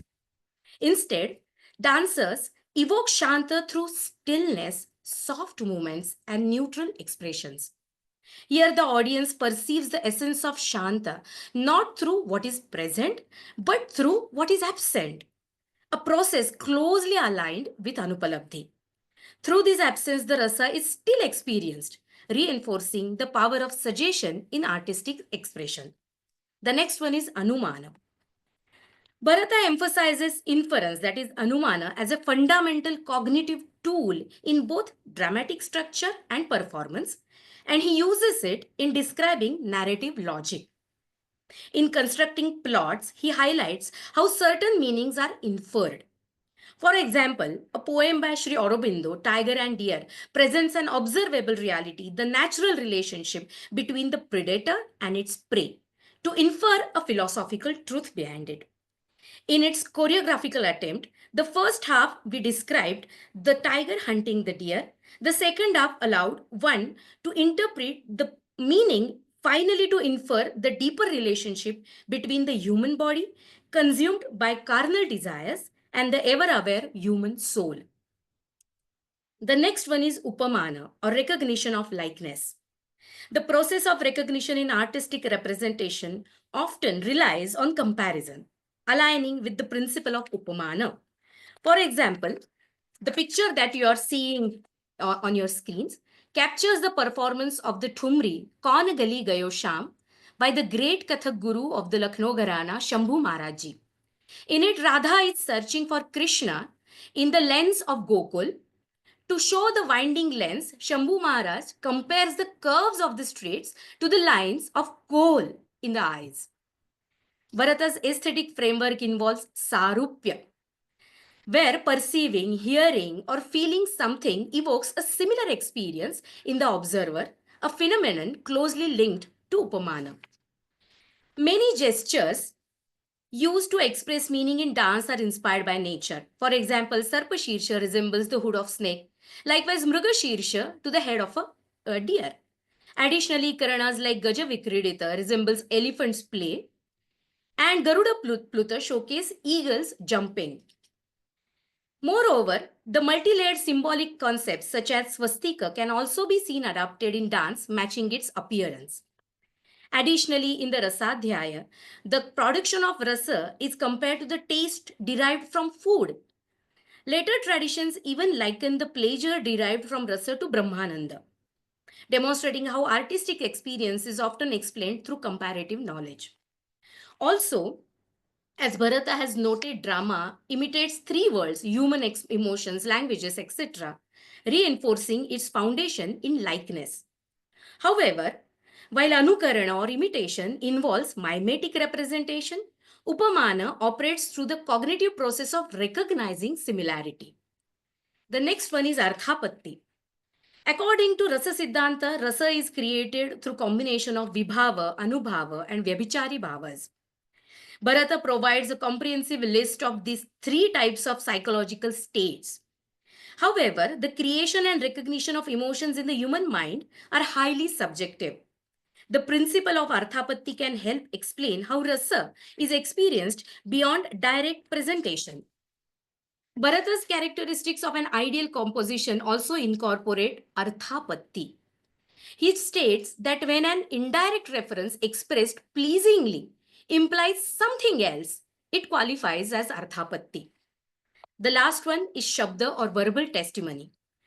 The Natya Shastra itself serves as an example of Shabda Pramana, not merely by Bharata's assertion, but through its authoritative position in tradition.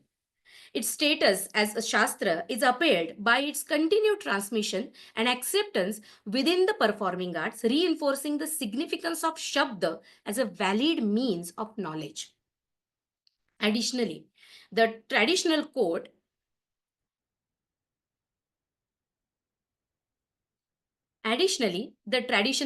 Guru Vakya Pramanam, the Guru's words are final, is central to the pedagogy of performance. This reflects the importance of Shabda in preserving and perpetuating artistic traditions, ensuring the continuity of performance knowledge across generations. In performance, verbal knowledge is considered at different levels. Dance compositions in which the letters are meaningless, but the ups and downs of the rhythm are expressed verbally and danced as such. Here the focus is on creating sound designs rather than direct meaning. For example, takathun takadadiganathay.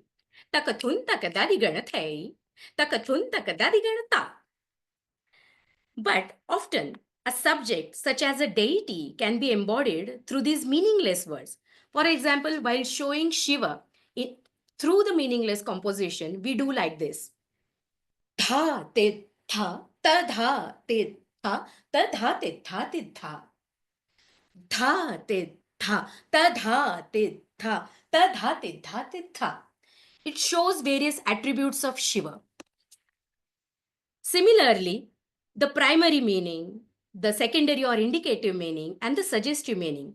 All these of various kinds of poetic compositions are explored with the help of facial and bodily expressions. Now, the next part of my paper is about finding or thinking about the own characteristics, own means of dance knowledge. Considering whether dance can have its fundamental characteristics that convert a movement into knowledge, or by being in the movement, it becomes the dance. The following principles are of both an internal and external nature, and dance is realized through their combined effect. First is sattva. Abhinaya is performed through words and the body, yet Bharata emphasizes that its foundation lies in the invisible force of sattva, which the artist must cultivate. Here, sattva is not merely a sattvic emotion, but the very essence of the performer's inner state. It manifests when a performance evokes an introspective response in the viewer, drawing them beyond external representation into a deeper emotional and cognitive engagement.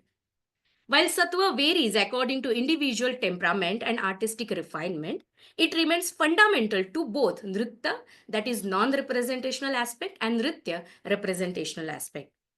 Only through sattva can dancer achieve true alignment with laya and emotional states. The second principle that can be stated is bhava, or simply emotions. There is no rasa without the nourishment of bhava. Chewing or charvana is necessary. In dance, rasa formation occurs in a more condensed time frame compared to literature and drama. While bhava is always present, the sequential unfolding of emotions in choreography allows for a more developed rasa experience, distinguishing it from solo performance. Another important principle that can be stated in this category is saushtava. Bharata says, the limbs without saushtava create no beauty, whether in drama or dance. The saushtava is to be presented by maintaining stillness, avoiding excessive bending, being at ease but not overly rigid, and keeping the feet steady. When the waist, ears, elbows, shoulders, and head are in their neutral position, that is samasthiti, and the chest is raised, it reflects the saushtava of the body. In Abhijata or Margi or classical Nartana, Saushtava probably refers to the balance and coordination, that is harmony achieved by the body through its major and minor limbs, regardless the situation in both Nritya and Nritya. Along with Saushtava comes Lalitya, grace, which is intrinsic to dance but manifests differently across styles. Unlike Saushtava, which is a structural necessity, Lalitya operates as a qualitative refinement. Both Lasya and Tandava requires Lalitya. Lasya denotes delicate dancing and Tandava denotes vigorous dancing. Another essential feature of an Abhijata performance is the foundation of Tala, rhythmic pattern, and Laya, tempo or speed. No performance is complete without them, as they provide the skeleton for dance. They shape the dancer's connection to time, making rhythm not just a tool, but an integral part of artistic expression. Further, the principle of symbolism plays a crucial role in a dance as a way of conveying knowledge. Bharata describes hastas using terms chinna, akruti, vyanjana, lakshana, emphasizing their symbolic nature. Words, art, myths reflect how humans think symbolically, showing how meaning is understood and shared. Indian art, through storytelling, relies on symbolism and metaphors to express complex ideas. When brought to life on stage through gestures and expressions, they act like a prism, revealing different shades of meaning, showing that tradition is always adapting rather than fixed. Through rhythm and symbolism, the dancer explores. Vidulaji, you have Yes. 4 minutes to conclude. Yes, yes, I'm concluding. Through rhythm and symbolism, the dancer explores endless ways of expression. The infinite combination, permutation, and creative possibilities are a distinguishing aspect extensively explored in classical dance. Now I will conclude. As one learns to dance and observes the practice of elders, certain insights emerge intuitively. But what transforms a simple movement into a fully realized dance? Generations have achieved this through both physical mastery and intellectual refinement. The human drive to acquire and refine knowledge, both for individual growth and communal enrichment, plays a decisive role in this process. This is where tradition, particularly oral tradition, becomes vital. But when does a movement transcend practice to become knowledge? Dance moves through multiple realms: physical, cerebral, emotional, and even metaphysical. Through repeated exploration of gestures and bhavas, artists expand the vocabulary of movement. Those who master this, whom we consider great artists, perceive subtle variations within the same movement, refining it until it becomes an integral part of tradition. In dance, even a single step conveys different meaning depending on its execution. The force applied, the intent behind it, and rhythmic placement shape its significance, just as the tone of a word alters its effect in speech. Movement functions as a language, mirroring the nuances of words, vowels, consonants, and even musical notes.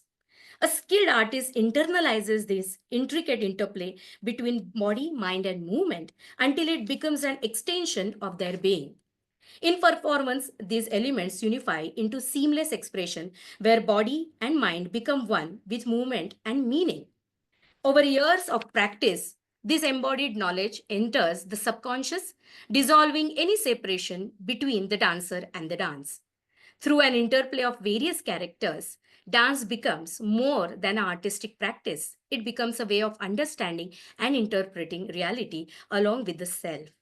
In this sense, movement is not just an expression of cognition, but cognition itself in action. This may be the jnana of dance. Thank you so much.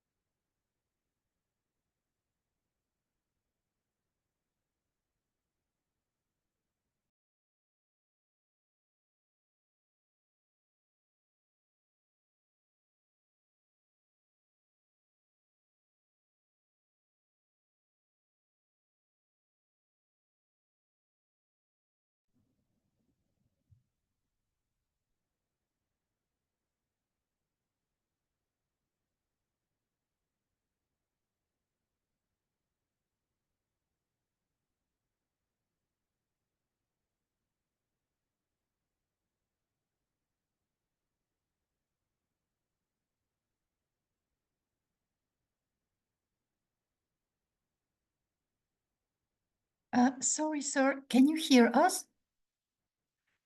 Your microphone, please. Sorry. I see the last speaker, Dr.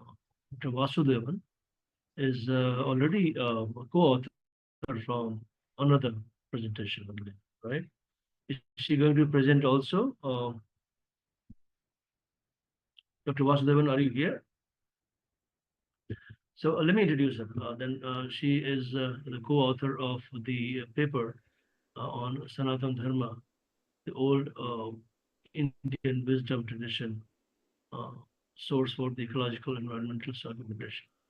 Dr. Rupa Vasudevan is an educationist, sociopreneur, and founder, co-chairperson of BEST Group.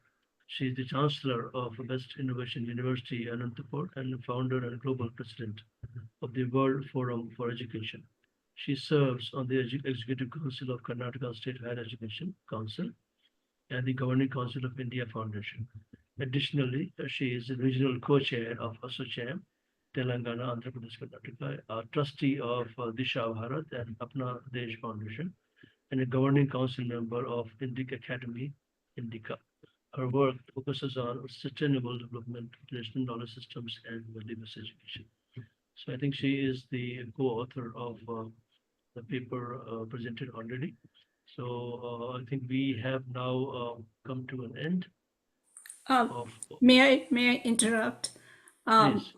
I am listed as the last speaker of this session. Wait a minute. Let me see. I'm not sure if you have the same list, but the list that I was sent. I don't have a list. This list doesn't. Only 7 are there. So please go ahead. I don't. Let me speak to the organizer. Sure, Shubham sure. ji, are you there? Shubham, are you there? Looks like he's not there. So the list which I have has 7 presenters. So please go ahead and make your presentation and also briefly introduce yourself. Thank you so much. Thank you. Thank you for making this change at the last minute. So, namaskar. First of all, my name is Ashwini Mokashi, and I teach Hindi and Marathi at Oxford University, and I'm a fellow at the Oxford Center for Hindu Studies. And just by way of introduction, I have 2 books to my name. One is Sapiens and Siddha Prajna. It's a comparative study in Stoicism and the Bhagavad Gita. And the second is Hindi translation called Sapiens or Siddha Prajna. Well, basically similar names. So I'm here to present a paper today. But before that, I would like to thank the organizers of this conference and to Professor Jha for including me in this session. It's an honor and pleasure to present a paper on this platform. And the title of my paper is Siddha Prajna, the Ideal Sage and its Relevance in Indian Knowledge Systems. So I'm basically going to talk about my work, my research on this book, and also how I have applied this knowledge, in real life by way of using philosophical counseling as a tool, and how it also fits in with the concept of the Indian knowledge systems. So the introduction is as follows. The concept of Siddha Prajna, as described in the Bhagavad Gita, represents an enlightened individual who embodies unwavering wisdom, equanimity, and self-realization. This paper explores the philosophical significance of Siddha Prajna within the Indian knowledge system, its parallels with the Stoic Sapiens, who is also a wise sage of the Stoics, known as Sapiens, and its practical application in our contemporary life. Through an analysis of ancient philosophical principles and a real-life case study, this study highlights the enduring relevance of these teachings in fostering inner stability and resilience. So Siddha Prajna, who is the ideal sage within the Indian knowledge systems, and of course he is the ideal sage of the Bhagavad Gita. The Siddha Prajna is an individual who has attained a state of spiritual enlightenment, transcending emotional fluctuations and material attachments. Key characteristics of Siddha Prajna include first, equanimity or samatvam, maintaining a balanced mind in the face of joy and sorrow or success and failure. 2, anasakti or detachment or non-attachment, which includes transcending material desires and emotional dependencies. 3 is moksha or liberation and self-realization, which involves aligning with the pursuit of moksha and liberation from the cycle of birth and rebirth. And the last one is swadharma, which is a combination of karma and dharma. So it involves performing one's duty without attachment to outcomes, embodying selflessness and devotion. These attributes position the Siddha Prajna as a guiding model for spiritual seekers, offering a pathway to wisdom, serenity, and ultimate liberation. So what includes the path to becoming a Siddha Prajna?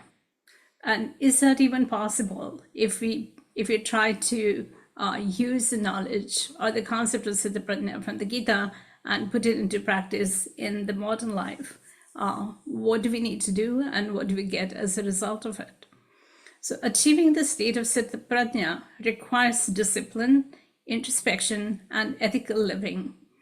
Key steps in this transformative process include A, understanding the human condition, which includes analyzing the mind, intellect, and senses to initiate the personal transformation for oneself.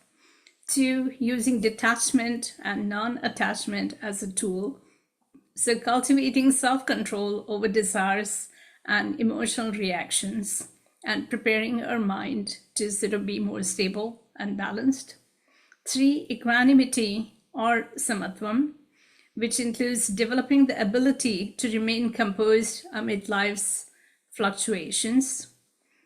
The next one is discipline through practices. So engaging in yoga and meditation to foster mental stillness and self-awareness. And this can also include introspection and thinking over things and analyzing them for oneself. The next point is performing duty without attachment. That includes acting with sincerity while remaining detached from personal gain. So the concept of karmaneva adhikarasya ma phaleshu kadachana. So continuing one's duty without expecting what does it do for me. And the next point is cultivating wisdom or buddhi, which includes exercising discernment to make ethical decisions. So ethical decisions are primary, and we need to make sure that intellectually we are on the same page with that and we understand what is the most primary thing in any given situation. And the last one is mastery over desires, or as the Gita calls it, disciplining the senses. So overcoming passions such as anger, attachment, to attain mental stability. It can be greed or want as well. And a simple example is if we are very fond of ice cream and we try to eat ice cream all the time, that can only result in some kind of health issue. So mastery over desires means limiting the intake of ice cream and having only small portions of it. So by adhering to these principles, individuals can progress toward the ideal of Siddha Prajna, attaining wisdom and spiritual fulfillment. Now, I also spent some time doing comparative analysis of Siddha Prajna and Stoic sapiens when I realized that the Stoic idea of the ideal sage, whom they call as sapiens, has multiple parallels with the idea of Siddha Prajna. So the Siddha Prajna from Indian philosophy shares notable similarities with the Stoic sapiens, the ideal sage in Stoicism, and the key parallels include equanimity. So both figures remain undisturbed by external circumstances and they maintain a stable inner state. The next one is detachment. The Siddha Prajna practices non-attachment, while the Stoic sapiens cultivates indifference to external events, focusing on internal character. And the Stoics go into multiple levels of indifference, which are like positive indifference and negative indifference. So one is, positive indifference to things which are considered good, such as health and beauty, and negative indifference are being indifferent to things that are considered bad, such as poverty or ugliness or any kind of negative thing that we normally shun anyway. The next point is wisdom. So both sapiens and Siddha Prajna embody wisdom and a deep understanding of the world. So using our intelligence is supposed to be the greatest tool for our happiness, for our mental stability, and for resolving any situation in one's life. And the last one is virtue, ethics. So without wisdom and virtue, one cannot be happy, because wisdom is understanding what the situation requires for having the best outcome. And virtue is implementing that wisdom or implementing that understanding into the situation. And what results is what makes us happy. So it's the combination of virtue plus wisdom, which is required for resolving any situation in life. So the Siddha Prajna acts without attachment, and the Stoic sapiens lives in accordance with virtue, and they both think that those are sufficient preconditions for getting the result that we want. So while rooted in different philosophical traditions, both ideals emphasize inner stability, self-regulation, and moral integrity as guiding principles for human conduct. Now, coming to Indian knowledge systems, for example, to have a very comprehensive overview of it, The Indian knowledge system is a structured framework for the systematic transmission of knowledge across generations rooted in Vedic culture, and its objective include facilitating research in fields such as health, psychology, sustainable development, establishing policies that are in accordance with our ancient knowledge, and encouraging collaborations between academia, industry, policymakers to make those ancient Indian concepts available and applicable in our contemporary life. And I have been trying to use my research in real life and applying it in cases of, what normally you would call as counseling sessions, where people have a problem and they want to find a resolution. And most of the times, like at least in the Western world, people will go to a psychologist.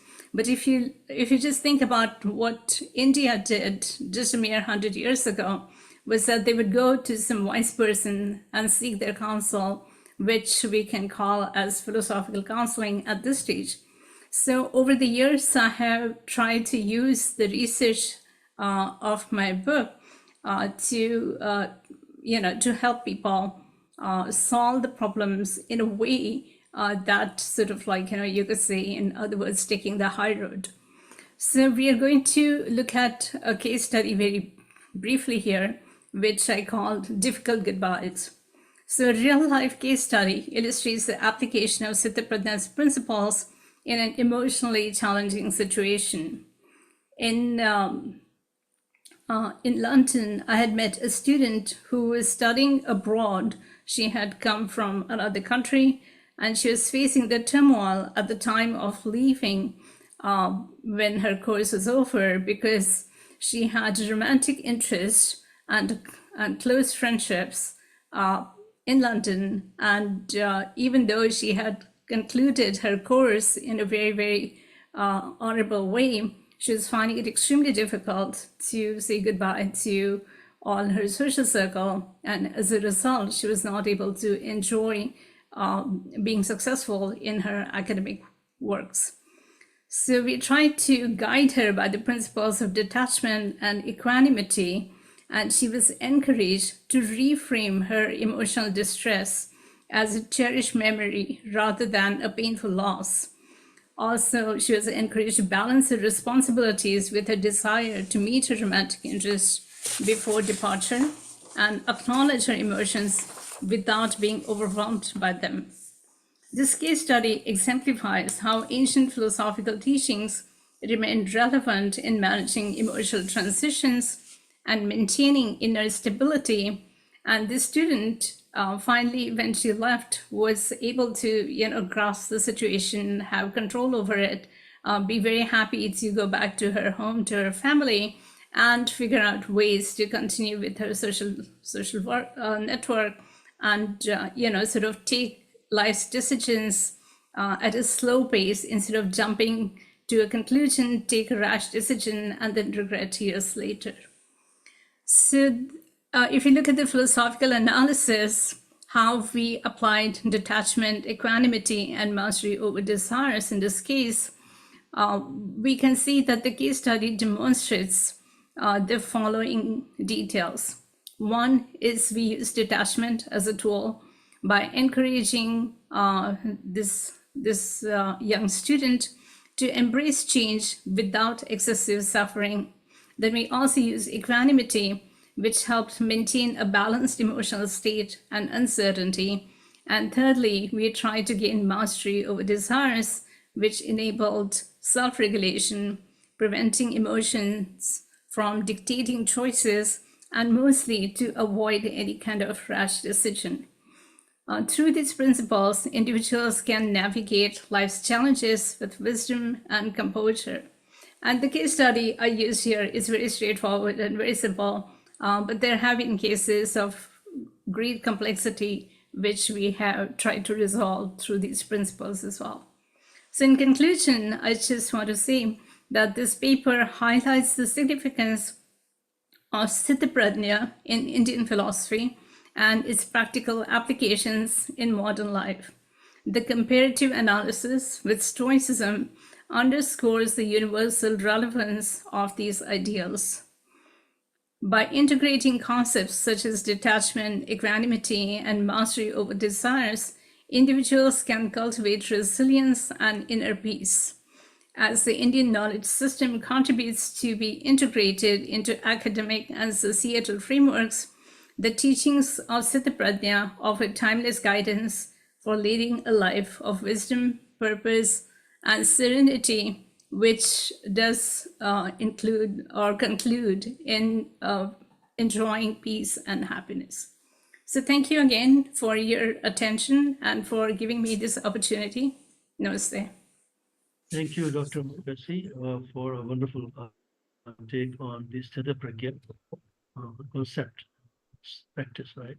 So thank you so much. And so together we had 7 presentations, minus Vasudevanji. She was actually supposed to speak on the Bharati knowledge traditions and contemporary. There was some misprint somewhere, and she could not come. Instead, we had Dr. Ashwini Mokasha, Oxford University. So we have very little time. Actually, we're supposed to end at 6 o'clock. So unless there is a very quick question, we can take perhaps one question from the audience, or then otherwise I'll summarize the whole thing and we'll end at 6 dot. Is there a question from the audience?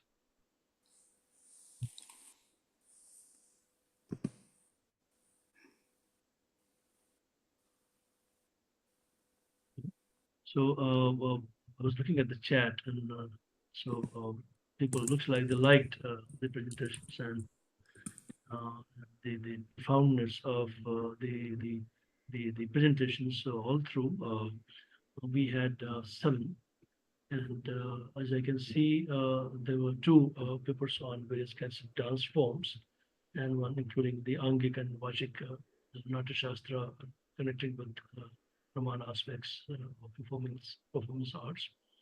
And the first one was on the Chow dance forms, evolution and history, and current trends it is taking in various parts of India and other countries.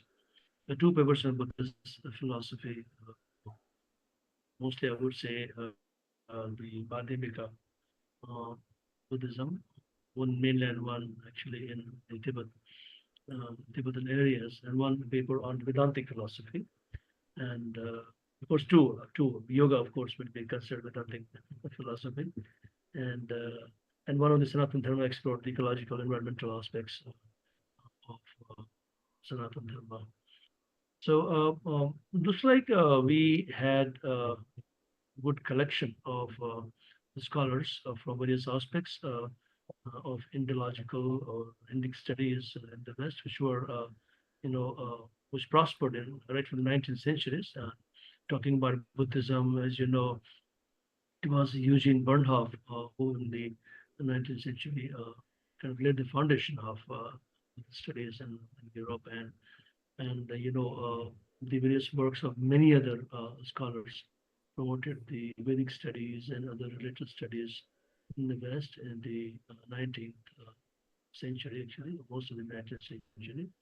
And some of them have done phenomenal work, like, for example, Ecological and others. So thank you, everybody, for pitching in and giving your take on many of the aspects. We don't have time to go into details, but some summary. For example, the dance form of Shao was very interesting. Actually, it combined Natya Shastra and yoga, weaponry, the art and the craft of war in India, and introduced various choreographers who practice this dance form. And the Śūnyatā paper by Paolo Corda basically started with Śūnyatā. As you know, the Śūnyavad is given by Nagarjuna, 2nd century AD. And what Paolo presented was the interesting multidisciplinary aspects, particularly from 2 scholars, F.J. Varela and Ikeda, and brought in very interesting, innovations, particularly the cognitive science aspects deduced from the Śūnyatā. very interesting, particularly the concept of cognitive Śūnyatā, or nothingness. Nothing is real. And a lot of things are with this philosophy, particularly the Jnanavad impresses me most. And Simona Beccone introduced a very innovative pedagogical aspect of yoga in the West. Yoga is very popular. I was visiting professor at UMass Dartmouth, and I was JNU's International Collaboration Director. I had visited University of Massachusetts Amherst campus, and that small city had more than 55 yoga centers. So that actually prompted the Vice Chancellor to start a yoga center in the university itself. So the way Indian knowledge is spreading all over the world has been appreciated, all of us, and in our presentations. And the kind of nuances that she presented, in teaching yoga to the European students is very, very interesting. And yoga, as you know, is for both physical, spiritual, and mental well-being. And there are, fundamental texts in India, Yoga Sutta, Yoga Shastra, etc., many, the whole tradition. Dr. Sander came up with the Sanātan Dharma, the good Indian wisdom tradition, whether it can be a source of ecological or environmentalist argumentation, and basically how you interpret. They may not be explicit references on ecological, environmental aspects of society in the text, but there may be suggestions in terms of dialogues, stories, and narratives, etc., etc. And interpretations have been the key, and he also alluded to that. Dr. Klasanova and Jawaharlal presented on the Indian Buddhist philosophy, its transportation to the Tibetan land, and basically in the context of Nagarjuna's the Madhyamika Sutra. And so they started with talking about how the text actually traveled, text translations, glossaries, etc. And the excited interest in the scholarship, Tibetan scholarship, who came to India to study the deeper concepts of Buddhism in Vikramshila. And mostly Madhyamika, Yogacara, and Abhidharma, etc. Were the highlights, but I think Madhyamika perhaps prospered more. And she also presented this whole text archives, which is of a lot of interest to me because I do a similar thing on my server in JNU called Sanskrit.jnu. Sanskrit.jnu.ac.in has a lot of these texts, searchable in database formats. So, and a lot of tools which can actually parse text and make you understand deeper concepts. A lot of glossaries, you can interconnect text with glossaries and get to the actual meaning of the text. Dr. Vidula Deshpande talked about the inquiring the epistemology of movement in Indian thought. It was the Nata Shastra of and if you know, the 38 chapters of Nata Shastra has elaborate descriptions of the facial expressions, Angika and the Vachika. And Nata Shastra can be applied as I'm interested in actually tagging images based on the tags which can emerge from Nata Shastra. And so basically she referred to Shastra, Prayoga, and Parampara aspects, and then connected with the Pratyaksha, Anuman, Upman, and Shabda. Shabda actually would be Vachika, and aspects of the knowledge acquisition, which prospered much later in the Nyaya and Navanyaya tradition. We missed the Dr. Rupa Vasudevan's presentation of Bharati knowledge tradition and contemporary challenges. Instead, we had Ashwini Mokasha. She presented on Sthita Pragya aspects. It's a very deep aspect, actually, deep concept. The Indian philosophy is Sthita Pragya, elaborated upon in the Bhagavad Gita. And so this is what we have today from today's session on the Indian knowledge system. There were 7 presentations. So I thank all the presenters who patiently listen to each other's presentation, and also obeyed my instructions, on the time constraint. Thank you so much. And I hope that your papers come through in full form in the proceedings of this seminar, and we get to read the details of the data presentations and also the references. One thing which I like to read in research papers is there previous research done on these areas and how better your research is from the previous research. So when we get to see the papers, I'm sure we'll get those aspects from the research paper. So thank you so much once again. And I thank the organizer for giving me this opportunity. And JNU, though this School for Social Sciences is just at a stone's throw away distance from here, but we prefer to actually do an online session in the school. Yeah, thank you so much, everybody. Thank you so much. Sir, I would like to extend my thanks. Yeah, please. Oh, Am Shubhamji. I- Yeah, Shubhamji. You're audible but not visible. Now I am. Yeah, you're visible. As we come to the close of this insightful session, it is my privilege to extend my heartfelt gratitude to all of you.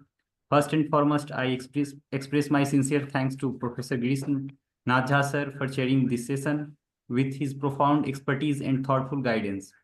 Your valuable insights and scholarly contributions have greatly enriched our discussions, and we are truly grateful for your time and support. I also extend my deepest appreciation to all the participants for their enthusiastic engagement, thought-provoking discussions, and commitment to exploring the vast knowledge tradition of Bharat. Your contribution have made this conference a space for meaningful intellectual exchange. Thank you once again, and I look forward to more such enlightening discussion in the future. Dhanyavad and Namaskaram.